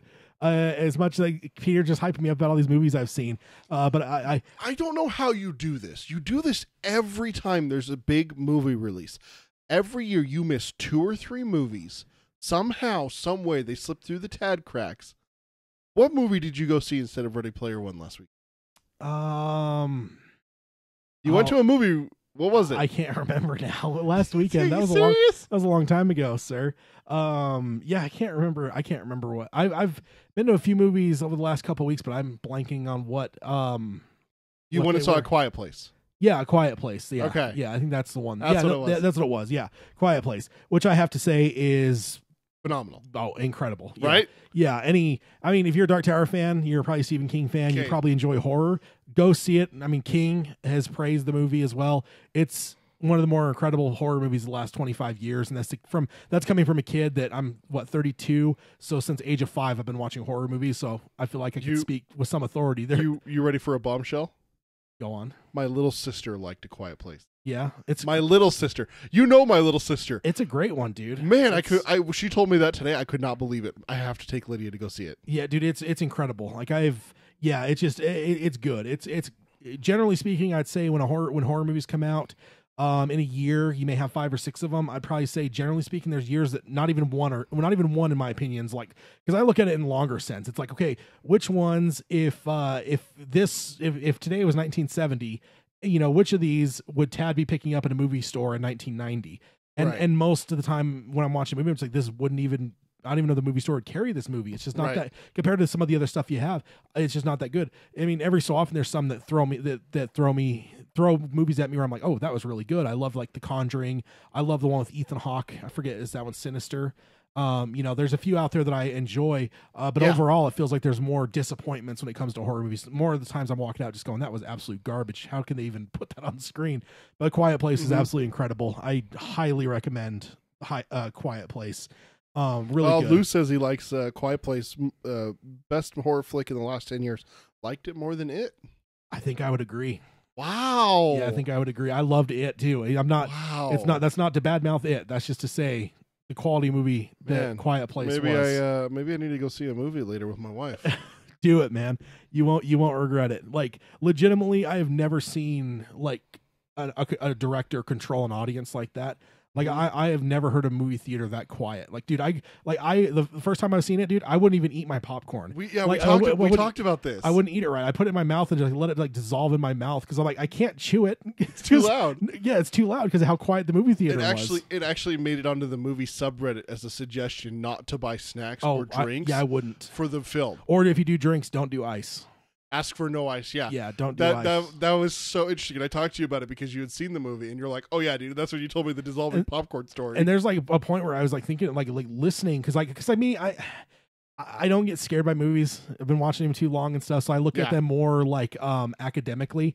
So there's times I completely just almost stop watching the movie just to like look around at the audience and kind of get a sense of like what's going on here. And like, dude, there's times I swear to God, people aren't breathing in the movie theater for periods of time. It's like people aren't breathing right now; they're holding their breath. Let me go into also that's one of the defenses Tad has when he goes when he misses a movie like Ready Player One.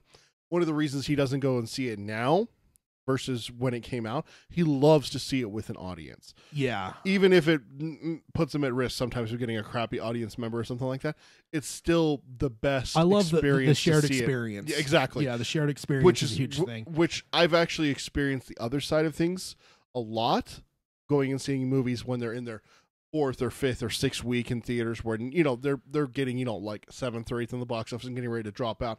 I'm like, oh, I'll go and enjoy the movie, just me and a couple other people. Yeah. I've done it now for several years now with Tad, opening weekends and stuff like that. Hell, we've even gone to midnight showings for shows. Yeah. I'll tell you right now, it's a completely different environment. Yeah. And it's very enjoyable. My wife started noticing that too. There's a reason that I have 5 showtimes for Infinity War the opening weekend. Good Lord, 5? I might make it 6, but especially nerdy stuff, dude. It's just wow. 'Cause Star Wars is the same way. Most Star Wars movies I see at least 5 times the opening weekend. You saw Force Awakens like 11 times, didn't you? No, Force Awakens was Force Awakens 13. 13 times. Yeah, you saw that in big theaters. In theaters. I don't do like dollar theaters. No, that's below me. It's below me, mere peasants.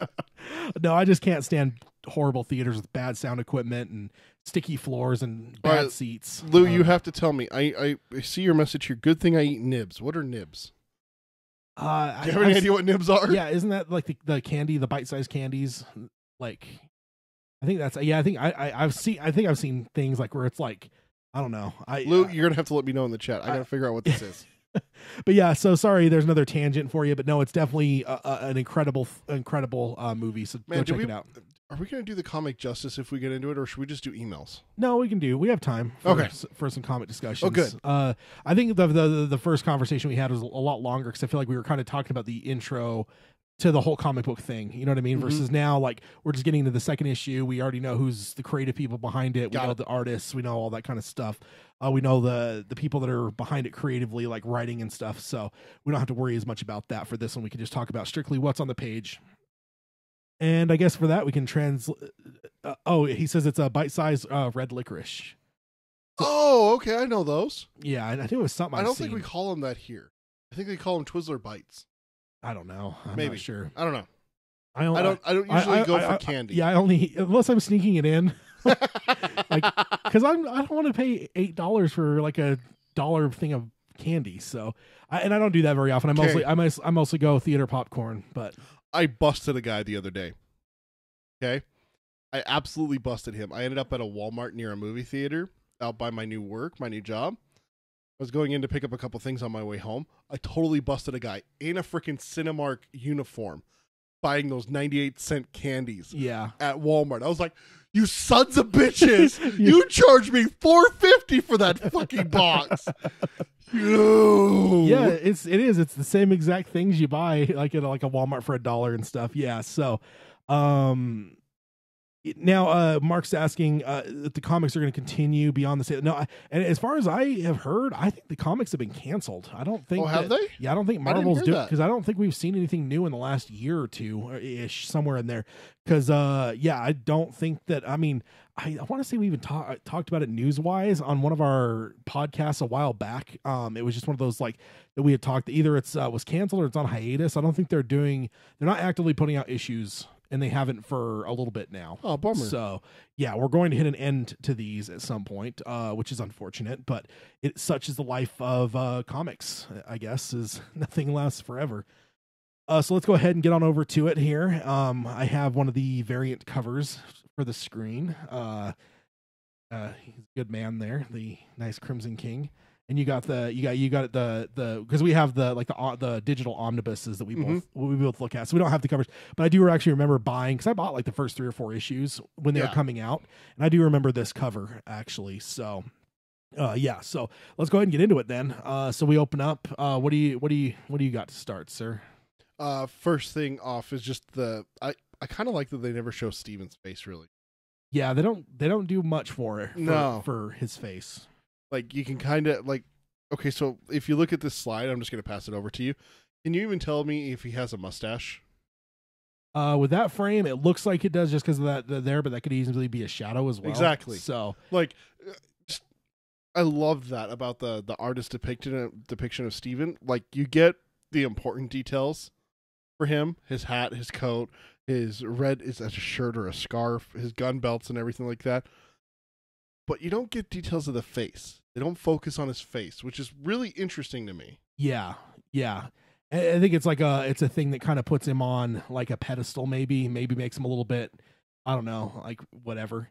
Now, do you think that the red sash that Roland wears later that you're seeing there? The red? I think it might be. Yeah, you're right. I think it is. Yeah, that's kind of interesting. So we got that.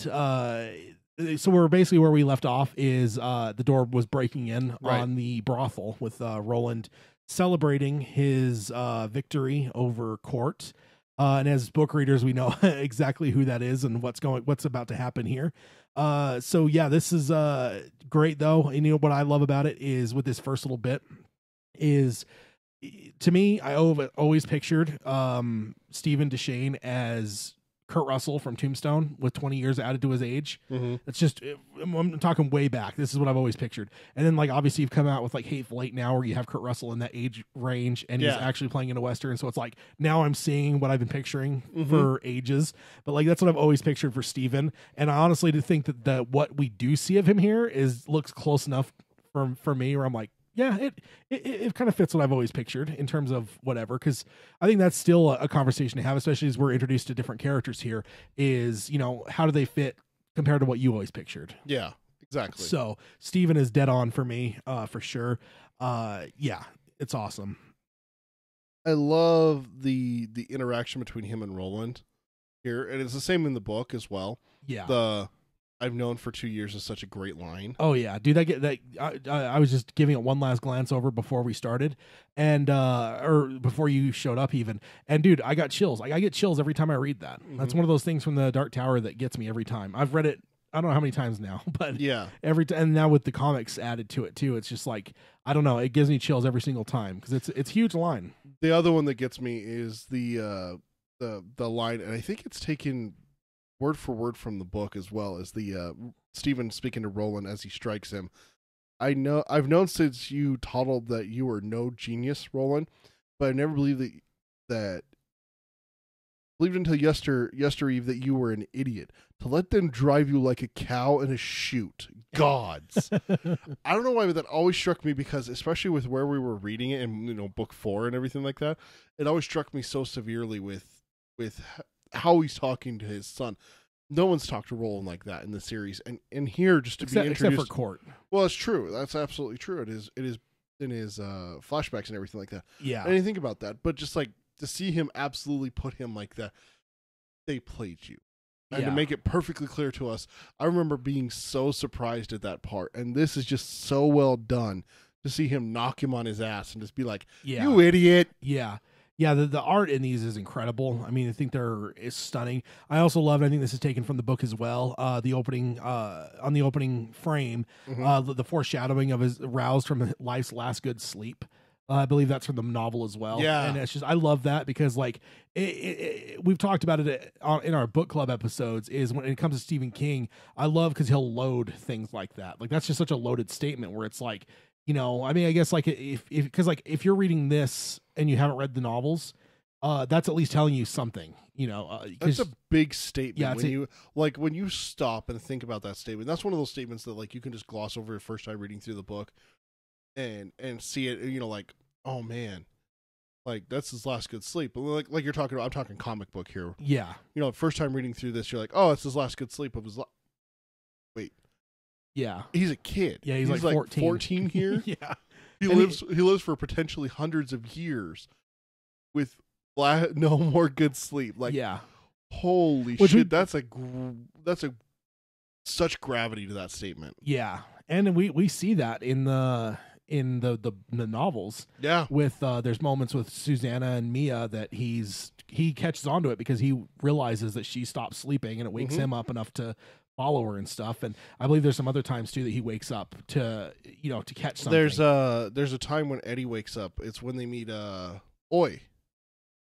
Eddie wakes up because he hears something, goes out and finds the Billy Bumblers, and Roland's already awake. Yeah, because he doesn't ever fully rest. Yeah, and I think you even saw it in the movie a little bit. Like, how quick was Roland able to, like, get up and get his guns in Pennywise area? Yeah, you know, it's just one of those things. Like, it's definitely something that we get for him, and I love it for Roland because I don't know, and I think it's one of those things that, like, I was even just watching, like, Winter Soldier the other day, and, you know, they talk about, like, a little bit about bad sleep as soldiers. I think it's the same thing. If you're a soldier, you don't sleep well either, because at any moment you might have to, like, be going from 0 being asleep to dial up to 11, or because you're being attacked, or you're going to die. Yeah, so exactly. It's the same kind of thing with Roland. Is like he's living in a post-apocalyptic, you know, planet where everything wants to kill him. Yeah, everything's made out to kill him. Exactly. So, yeah, and not only and not everything's out to kill him, but not only that, he has a sorcerer who's trying to prevent him from catching him in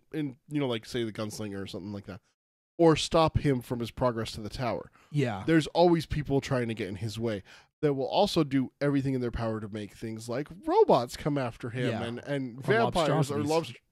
shut your whore mouth. Hashtag tat is terrible. The other That thing, a chick? Yeah, shut up. The other thing here, I should love, get that sound clip. Sorry to interrupt you again, but no, just get a sound clip to play Dead a Chick. No, you're a terrible person. You know that? You're a monster. You're a lobstrosity. Now, I could make it worse, let's just say. I could get the audio clip of Oi saying Oland. Oh, Tad. Why do you do this? Why are you like this? I'm just saying, I could have made it worse. That's all. You're a terrible person. Go on with your thought. Speaking of terrible people, I love here where Steven's so harsh on Roland. I mean, he strikes him, he pulls a gun on him, he blows a gun out of his hand and everything like that.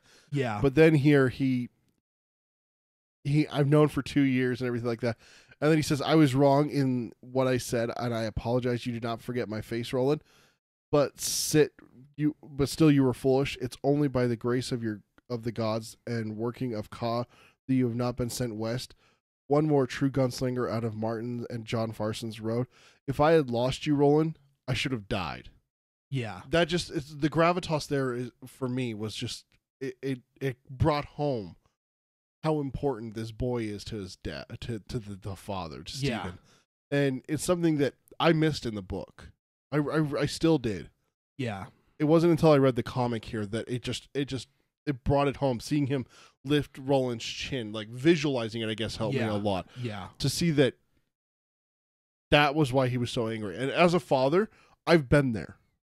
Yeah. You know, my kids ran off on me and I got scared, and there's the don't you ever do that to me again, yelling at them. And you feel bad because they didn't really know, they didn't really do anything really that wrong. Yeah. It's that they scared you. Yeah. I can't imagine my kids going through a trial to become, adults where they could have died or been sent west where I'll never see them again. Yeah. You know, where they'll surely be killed. I mean, if Roland got sent west, let's be honest, he'd get killed. Yeah. I mean, there's no doubt. At some point, for sure. Yeah. I think that, he is fairly well equipped, but, he would either die or maybe even fall into the wrong way. Oh, that would be even worse for Stephen, wouldn't it? If he had to fight his son later on as a leader of an army, like Farson's army or something. Yeah. As a general or something for him. Indeed. Then a few panels later, we get to my boy, Randall Flagg, Martin, what else? Ben in Black, Walter, whatever you want to call him. They actually say it right here. Martin Broadcloak, but Martin is not his only name. He also goes by many names, many appearances. He is Walter O'Dim, the Man in Black. Some even claim he is John Farson himself, the enemy of the Alliance. I love that because with that, it kind of gives you, because it doesn't really solve the debate. Right. It just kind of throws out some claim, which I love. Yeah. I love because it's the same thing in fandom because we all have that debate whether he is or isn't. But yeah, that's why that's one of my notes too. Is I love the fact that they actually I don't know, just to put that in there, it's just cheeky to me. It's just we're not going to give any resolution to it, but we'll go ahead and allude to it in a way that works to show his myth. They teased us a little bit. Yeah. I like the next panel there where it says, whether that be true or not, Martin certainly is one black-hearted son of a bitch. Oh. Of course. You can't say that's me putting him down. That's fact, sir. Fact according to the comic, of course. That's fact. Oh man, but yeah, I love that we got that. And then after the little intro there, we have an introduction again to the Crimson King. We get the Eye of the Crimson King. We get this pretty gnarly looking, looks like a death metal inside part of the death metal album with hanging bodies and speared heads and whatnot. Looks like fun for sure. And then we got the Crimson King himself, very much an arachnid. And the interesting thing here is the 6 of the 13. I love the first line in this panel. All hail the Crimson King. Not him speaking. Yeah. It's just them putting that out there, you know? Yeah. And I don't know why, but I never put together the spider from Mordred came from the Crimson King. Yeah. Like it didn't click with me until I read this. Yeah. And see, I don't think I ever pictured him as a spider creature like this. I guess if it's like Mordred, I guess he can transform. But I guess I think there's like an animation of some point where like it's him. Yeah, even though what we got on the screen, I think it's because that, and honestly, that looks to me like the actor that plays Jigsaw from Saw. To where, like, oh yeah, it does. That's honestly who I've always pictured, just wearing like a red cloak, you know, whatever. Like I don't know. Cast him as the Crimson King. Let's do it. Yeah, I mean, if you're going to do it and you're going to show him, then that's that. In my opinion, that's the way to go. He definitely has a nice, sinister voice to go along with his character here, especially if he showed this kind of thing to show like talking down to Flag and stuff. You know, hello, Roland. I want to play a game. And Roland's laying there, and the little doll rolls up. Oh God. Or for you, the pig face thing. Oh, that thing still creeps me out, dude. Don't bring that up. Then we have them talking. The Crimson King is not happy that Roland went through his trial and succeeded. He was hoping that he would die or be sent west. Yeah, we also find out that there was a prophecy about Roland. Yeah. And that Martin's failure sped up the prophecy. Yeah.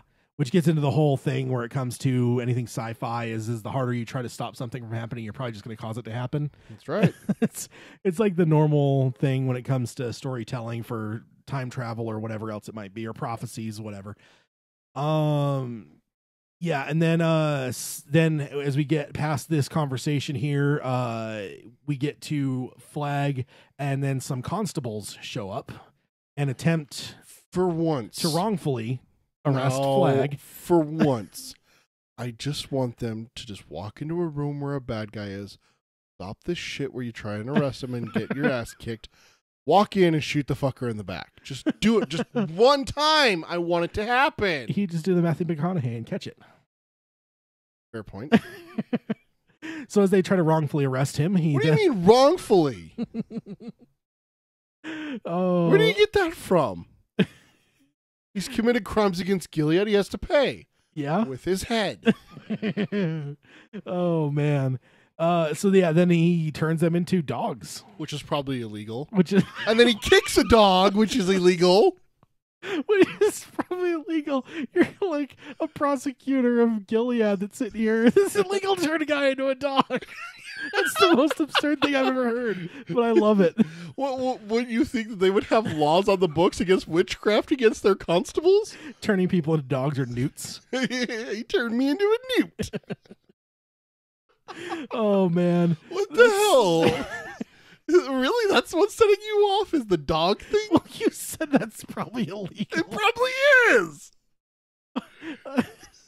They probably don't allow witchcraft in Gilead. They don't like witches. Oh man, I'm sorry, that really caught me off guard. Oh man, that is hilarious. Then he kicks the dog. Mark said, read what Mark said in the chat. It's definitely frowned upon. Oh man, yeah. That's animal cruelty right there. That's what that is. Oh, that's classic. That is absolutely classic. I love it. Look at that face and tell me that deserves to be kicked.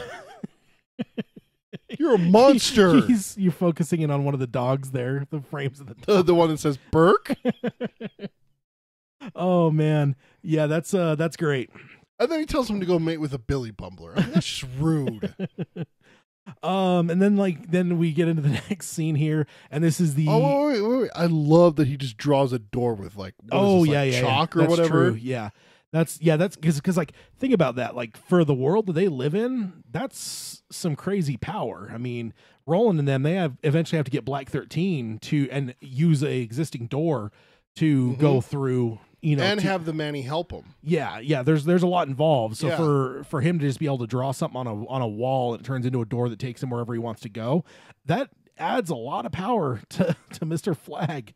That adds a lot of power. For sure. Still a bad guy. That's like your opinion, man. Okay. No, I'm pretty sure we established that he broke the law by turning someone into a dog. Oh man. There we go. That'll be our first shirt. Wanted for turning a constable into a dog, and I'll have a picture of Flag on it. Oh, like a wanted poster. Exactly.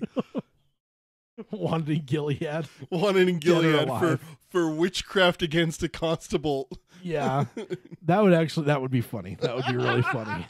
That would be funny. Oh man. And this scene on the road is great. This is the kind of stuff I would love to just see more of. With the all their fathers here, even something strange like having Steven interact with Cuthbert is awesome to me. Right? Yeah, just stuff like that is great. They're giving them their mission, telling them what they're supposed to be doing, who they're supposed to be talking to, and we got the lookout. Yeah. The lookout's there. Yeah, we got that too. They give them the carrier pigeons, like just everything about this. There's just something about it that is like, because you can feel like the heart that's involved here. I'm sure none of these parents are super happy with having to do this. But that's what they're going to do, is send their kids off to a different area at age of 14. Right. So yeah, no, and then there's just something about it. This is the kind of stuff that I'd love to see more of overall, is just more of Gilead. Happening while it's still around, I guess, versus like seeing some of Roland's customs in the context of our story. I love, but actually seeing the root of it all to me is really cool. Right. The other thing here that I noticed is that, well, like before, what I brought up with Steven and the other two fathers are both still cast in heavy shadow, so you don't get a full clear picture of them. But if you look at the next frame down, I'm going to zoom on this and I'm going to hand it to Ted so he can see it. Yeah, I have it up on the screen. It's got the three boys, though, in full clarity, where they're lit up. You can see their faces and everything like that. Yeah. I don't know why, but that just kind of like is such a great shadowing effect there, where these men are sending their boys off. But here are these boys. They're coming of age and everything like that. They're going to be on their own. I love the shadow play there. Yeah. Whereas these men are not the focus. It's these boys that we're following. Yeah, for sure. That's great. And like we've seen the boys before in the last issue, right? During their training and stuff. So we've definitely seen them already. And then they get the carrier pigeons. Then Roland with a terrible line towards his mother, which I'm sure that he'll regret throwing out there the rest of his life, especially after he kills her. I'm just saying, man. It's the truth. It's such a heartbreaking. Oh, it is. It's terrible, man. That's such. Oh, yeah. That's brutal. Like I actually, when I was kind of going through it, I actually missed one of the boxes because I was just speeding through it as I was just kind of like brushing up like one last time, and I missed. I'm like, wait. I'm like, with his mama. I'm like, I thought there was something like really terrible there, and then I went back and realized, oh, okay, because I missed that. Like, the way that the things connect. It's brutal, man. And I mean, he'll have a little bit interaction with her, but not much otherwise. So yeah, that's a pretty brutal one. And then the way they animate it or illustrate her in such a heartbreaking way, definitely something. Definitely makes you feel for her, and makes you. I guess it is one of those things that adds to it. It makes you kind of somewhat not be happy with Roland. So this is one of the things that we discussed when we went into discussions with the movie. How do you show Roland in such a positive light that he can be a hero in the film? Yeah. This is one of the things that they're going to have to deal with. And the great thing about TV is that you're going to have more time and more space to have the hero kind of fall from grace for wrongs like this. Yeah. You see it all the time. I mean, you see transformations like you brought up Breaking Bad earlier. Yeah. I mean, we started off with Walter as the hero, and we've talked about this before, where by the end, most people are not cheering for him. Yeah. Yep, that's the whole point of the show for them. So yeah, no, absolutely. Definitely a lot more time for him to overcome those things for sure. Then we get over to a card game and an accusation of cheating. And just like in Tombstone, a great classic movie. Doesn't go well. No, it doesn't go well. Does not go well for the person calling someone a cheater. And this here is, let's see, this is Reynolds, right? I think it's this first Reynolds. one. Yeah, Reynolds. There's a hint there of Antonio Banderas to me. What do you think? Yeah. A hint? Now, here's the thing is, for me, it's kind of weird. I don't know that I ever really had like a solid picture of my face in my head, or no solid faces in my head for the Big Coffin Hunters except for Jonas. Oh, really? Yeah, it's just one of those things like Mm-hmm. they were just like shadowy, like whatever. Like it's just, I don't know. I just never really did for some reason. I don't know why. So it's interesting to see these, like, whereas I don't really have as much context of like what I had in my head. What about you? Jonas was it. Yeah. I'm the same way. I remember having a really clear picture of Jonas in my head the first time through. Roy and Reynolds and DePape, I mixed them up constantly. Yeah. Yeah, and then like there's the scene in the hamburger where they're killing everyone. Yeah. And he's like, "You made fun of my glasses." I was like, "You wore glasses?" I just these two slip through the cracks for me pretty easily. I remember one of them gets sent back because he messes up pretty bad. He Yeah. has to follow the boy's trail. I don't even remember which one it was. Yeah, that's because of the Traveler's Rest. Yeah, the showdown. The showdown. Yeah, because he's the one stand-up. he's the one that started it all. Yeah, because of the what do they Washimi. call it? Camel piss bucket or whatever. Yeah, yeah. Although now as we get over to the next little bit here, we see Jonas show up and pretty damn close to what I was picturing. Yep. Pretty damn close, man. I think if you're a longtime listener, you've heard me say that I've always pictured like Ocelot Revolver from like Metal Gear games. And yeah, that's pretty close. That's pretty close. Not exact, but it's close enough. The one thing for me with him is I always pictured him with a bigger mustache. Like the big bushy gray mustache. Or like a Sam Elliott. Yeah. Yeah, man, there you go. From like The Big Lebowski or Tombstone even. Mhm. Yeah. All right. Yeah, I could. No, I pictured kind of more closer to this than what you're saying, but yeah, no, it's interesting for sure. And then so yeah, the big coffin hunters. Then we they get deputized. Yeah, and get deputized. You got Shimi showing up for the first time, being told to clean up the thing so that the mayor's sister is not displeased by the fact of them polluting her place of business. How do they pronounce her name in this? It's Coral, right? Yeah. Yeah, Coral. Yeah, indeed. So yeah, then we go on over to the boys arriving at a stop. And yeah, here they find someone that claims to have been a apprentice. Or isn't apprentice like another rank that they kind of move up into? Yeah, it's apprentice. They were apprentices.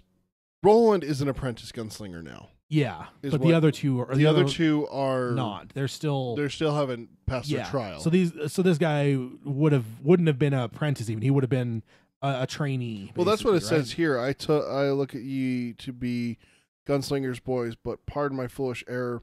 You're clearly too young. Must be the weed talking. Yeah, I was a apprentice once. I was. Okay. Well, then that doesn't really fit what we're thinking, because apprentice, if we assume that means he passed the trials, it wouldn't be this guy. Oh yeah, because he says that he gets sent west. Yeah, doesn't he's he? sent west, and he gives a different name. It wasn't Court. Fardo. Yeah. So I failed my test against Fardo. Got sent west in disgrace. Yeah. So yeah, I guess who knows? It's like one of those things that maybe there isn't as much there, or maybe the comics doing something different. But I always felt that Prentice in the books was an apprentice gunslinger was like, you know, you've made your trial, but now it's a point where you're going to be kind of like, maybe it's like lieutenant, second lieutenant, first lieutenant. Maybe it's like that, where it's apprentice and then you're an apprentice gunslinger. So like Cuthbert and Alan are apprentices, but Roland's an apprentice gunslinger. Yeah, it could be. That could very well be. Now this weed eater man, he's something to look at, isn't he? He's kind of fugly, isn't he? Like those teeth and everything like that. He doesn't have the best memory either. No, gives you a little bit about maybe an idea what Nort may have looked like in book one. Yeah, that's a fun one for sure. Yeah, so he does drop the bomb on them that Pat Delgado is no longer amongst the living. He's reached the clearing at the end of the path. So they're in a way now where it's just like, oh well, shit. Well, that's kind of our that was a big part of our mission. We've lost that now. Was to meet up with him. Yeah. Yeah, indeed. So now we get over to the handing off of the Merlin's grapefruit to your favorite character, Rhea. And I have to say, I think honestly, and this is more of me, but Rhea is not as horrific as I pictured. But honestly, it's probably just because I have like the later book Rhea in my head. So like, I'm just not picturing her to look like a living person almost. But I don't want to see how they draw her later. I don't. Yeah, it's going to be interesting. Yeah, no, she's something else when it comes to definitely not what I pictured. I think I kind of probably had more of a Wizard of Oz witchy look to like in mind. Not necessarily that she's like green, but maybe more of like the traditional like longer nose, whatever. I don't know. It's whatever. It's not exactly what I pictured. For me, it also caught me kind of off. Like, oh, she doesn't look that bad. She looks like an old lady. Yeah, but I think it gets worse as we go through this scene. Especially, there's a couple panels where you see her reaching out for Susan, and it's like the clawed, old, like wrinkly, yeah, exactly. And even the first panel with Susan in the foreground, with the red dress, I think she looks even more sinister there, even than she did earlier there with the handing off of the ball. Susan's basically exactly what I pictured. I don't know. Yeah, she's in terms of like. Yeah. You know, if I was in charge of this comic and I was telling them how to draw something, it probably would have come out about the same for her. If you commissioned a sketch artist to draw her for you from your memory, yeah, I think it probably would have come out a lot like this. Whereas, like maybe Rhea would have been a little bit different and stuff. But we also get a close up of Rhea's mouth here. That's just gross. Yeah, she is a vile character. That is for sure. And again, I think that some of that might be our prejudice from what we know will come later. Throughout the story, but yeah, she's definitely not portrayed to being very like good or whatever. I also love that she thinks that the boys are the big coffin hunters at first. Yeah, I like that. And then Susan sees her using the glass. I always love this style of picture where they do the like one eye peeking in the window kind of thing. Yeah. With Susan down here. I love that shot. I love the way they drew that because there is a lot more space. They could have definitely made it full frame and everything like that, but they didn't. Yeah. It's like, it's almost a little bit subtle. Yeah. It's great. Yeah. Do you, how do you feel? Because in your mind, let's say somebody has never read the books and is reading the comics. Mm-hmm. What do you think? Like, how do you think they go by what's going on here? Once we kind of, because we as book readers know, well, like it makes me uncomfortable, but it's like because I know what's coming in terms of like what's gonna go on. But like I can only imagine reading through because like suddenly when you're in a visual medium, I think it's a lot different. There might be like a little bit of a fright of like, oh my god, what are they going to show here? You know, like yeah. I mean, it's pretty for not really showing anything like overt. It still is very unsettling. It's very disturbing. Yeah, absolutely. Yeah, and I mean, especially when she gets down here talking about how she feels and everything like that. Like, oh, you're still chalk tied. It's like, oh, geez, lady. Yeah, exactly. Fucking witch. Yeah, exactly. And then look at that hand. Look at that thing. And then here, where it's like reaching for her. Yeah, it's like something from a nightmare for sure.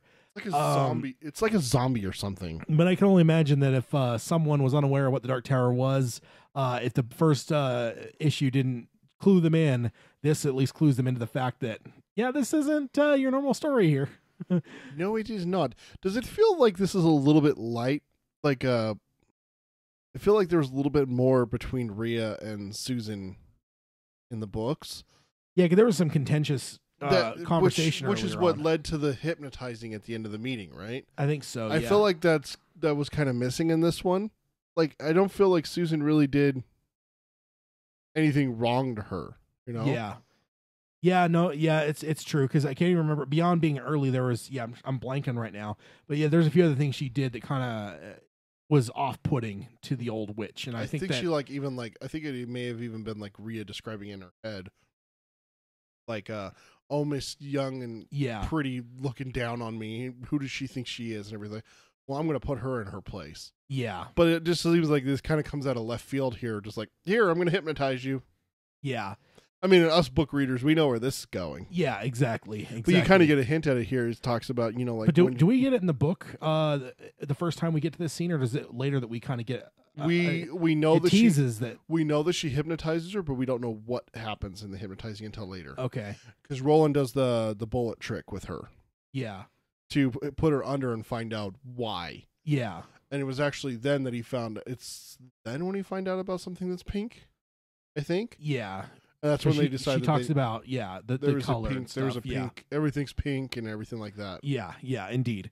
So that's our intro to Rhea, and then Susan goes running in the darkness, fairly disheveled. She's definitely disheartened. Yeah. I mean, she talks about killing herself, for God's sakes. Yeah. And then our last panel, unless you had any other thoughts, is the big meeting with Roland on a horse. And we don't really get much because it is, of course, like a comic book that as we connect these two storylines together is the time for it to end and get into the next issue. In this case, for me and you with the omnibus, it would be the next chapter. But that is the way that comics work. So no, it's good. It's kind of cool to see some of this stuff like visualized because I don't think that like in some cases some stuff I had never really pictured, like the Big Dolphin Hunters. Well, especially DePape and Reynolds. Yeah, just never. And then like you mentioned like some of the visualization of the Roland and Steven scene added to it for you. I think that's kind of a cool thing. I think that's the great thing about this is it kind of gets you the visuals without going the full bore of having a movie, but you can now suddenly see things. Yeah. And actually have that played out for you visually. I mean, a movie starts usually with a script, and then after the script comes a storyboard. A storyboard is literally a comic book to kind of get you an idea what the shots are going to look like and stuff. So it's like, I don't know, in the DNA of a movie is a comic book. So it's kind of interesting to see some of this stuff and see the Crimson King. Definitely not how I pictured him. I'd never pictured as much of a spider. I never did either. Like I said, I always picture kind of what we have on the screen here, like just like the old man, like whatever. I don't know. I guess like maybe it's just growing up with like Star Wars, with, like Emperor Palpatine being just this old man, the big bad, and he's like, it's almost like the fact that he's not super in your face is almost what makes him worse. And I'm not saying that it takes away from him with the spider thing, but especially now that you think about when it comes to Mordred, if it comes like that, he could transform between the two. So maybe he can just appear as just this man and stuff. And I think we're getting close. I think I may have read 3 issues before I couldn't make it to a comic shop, and then they didn't have back issues. So I was just like, damn it. And I just gave up on like keeping up with it. And I was like, I'll just get the like omnibuses later or whatever. So yeah, so that is the end of that, and that pretty much puts us at the end of the show in terms of discussions and stuff. We'll have the closing stuff in just a second. I guess the only thing though, so just to remind everyone, please email your thoughts about the article that we talked about, and then also on the show notes, you guys can find the links to the articles if you want to go through and read them. I will say that he also talked a little bit about Glenn Mazzara and The Walking Dead. I didn't really want to get into that because, I don't know, it was doesn't exactly pertain to what we're talking about. Yeah, exactly. So there's that. So please chime in with that. We'd love to hear from you. And also your top 4 Stephen King books. Outside of the Dark Tower. Yeah, outside of the Dark Tower. Let's see what they are. Just let us know. And yeah, because I got a feeling that if we ask someone what their top 4 Stephen King on the Dark Tower Palaver podcast, I'm betting at least one of those might be Dark Tower, if not more than one. Well, see, that'd be the question. Is if you did include it, which we're not, but in the future, if we do it again and include it, the question would be: do you do Dark Tower as a singular entity, or do you allow it to fill multiple slots for multiple books? We've had this discussion off microphone before, where we just put Dark Tower as a singularity. Yeah, because then like if you're doing a King top 10 list, you don't have it completely dominated by Dark Tower books. Like 4 or 5 Dark Tower books on your top 10. I mean, yeah. So it's something else. Whereas then you get into Dark Tower as a singular thing, and then you can go and break it down and decide where the books rank and stuff. Of course, book 4, number 1. Book 5. Okay, so we'll go ahead and hit the stuff for the outro for any new listeners. If you guys need any of the details, first of all, if you want to subscribe to us, you can do it on iTunes. You can stream us on Stitcher. If you could be so kind as to subscribe, rate, and review on iTunes, that would be most helpful to us. Check the notes in your podcast feed for the address for the show notes, which will have the articles that we covered, and also the one that Peter brought up as well. And then also Peter can tell you where to engage with us for those things that we threw out for you to communicate to us, and also to engage us in between shows. The best way to reach us, and especially for the stuff that Tad asked about today, email us. It's darktowerpalaver@gmail.com. Make sure to put in your subject line if you want it off the air, on the air. But for this stuff, do you want anything special in the subject line for this? No, just Okay. yeah, and I almost think it's one of those things that, like, even if we're past this conversation, quote unquote, and you're listening to this episode, and maybe we're 15 episodes ahead of this, and you're just getting to this episode, still send it to us. Yeah, there's some of these questions that we leave out there is like standing questions where we always want them answered. And if you're a new listener, especially, we'd love to hear from it. Like, when you get to this episode, shoot us an email, even though you may have already emailed us a few times about previous conversations. We always love that. I always love getting those emails where someone's like, hey, I'm on roundtable number 35 and you asked this question. It's always fun to go back and it's like, and hear those, because also sometimes it reinvigorates. I think some of those intro questions, once the website's up and going, I think that there's going to be a very distinct spot to have all those questions posted to where every new listener can always go and find those and be able to look at what those questions are. Maybe some of these get added to that, or at least the top 4, and then I don't know, just be introductory stuff to like help you know what to say for your introducing yourself. Exactly. And then if you want to follow us, we're on Facebook. It's facebook.com/Dark Tower Palaver. And on Twitter, it's @DarkTowerPod. That's @DarkTowerPod. Also find our shows on YouTube. It's youtube.com/Dark Tower Palaver. You can find old shows there where you can see clips. You can see the comic strips that we usually go over if we're doing a comic show, and all the news article headlines and author and everything like that Ted puts up for me here in the office. Yeah, and if we have any visuals, I know I have a few emails, and once we get back to emails, that we'll have some like people showing some stuff that we want to show off. So we'll have all that up on there. And then I guess the only other thing I want to mention is there's some cool stuff coming from Chris in Australia. Sorry, we kind of left it toward the end, but he's working on some really cool stuff, and we're really excited for him to finish those and release them, and of course join us for an episode. So everyone, just be ready for some cool stuff from Chris. Very talented. It's amazing. Person. Yeah, indeed. So Chris is awesome, and can't wait to see it, talk about it, and I don't know. It's any time to have people, different people on talking about, especially when they're creating stuff. I always love. So yeah. All right, guys. Until next time, which next time we are going to be book club again. Yep. So we'll go back and meet Mr. Balazar more head on, as it were. Yes. Or head off, depending on how you look at it. Oh. Boo. #Ted is terrible. 2 for the price of 1 today, guys. You are on it today. Man, what is your problem? Did you just have an extra big bowl of Wheaties from Evil or something this morning? Count Chocula. Count Chocula. So here's the thing. Now that we don't work together, now I got to really get those shots in there during the podcast. Yeah. Like you did on Facebook the other day, you jerk. Yeah, indeed. Gosh. All right, guys. So until next time for the book club, we say to you as we always do, long days and pleasant nights. Long days and pleasant nights, folks. All right, guys, in the live stream, if you guys are still here, thank you for joining us. Mark, Lou, Damien, Derek. Yep. I'm scrolling back through to see everyone. I think that's everyone that joined us. We had a few other people that popped in. I saw the numbers jump up a few times. So even if you joined us and didn't say anything, thanks, guys. Glad you guys joined us. So, see you guys next time. And I don't know. Have a great weekend. Yeah, have a good weekend. Go see Quiet Place. Yeah. All right. See you guys.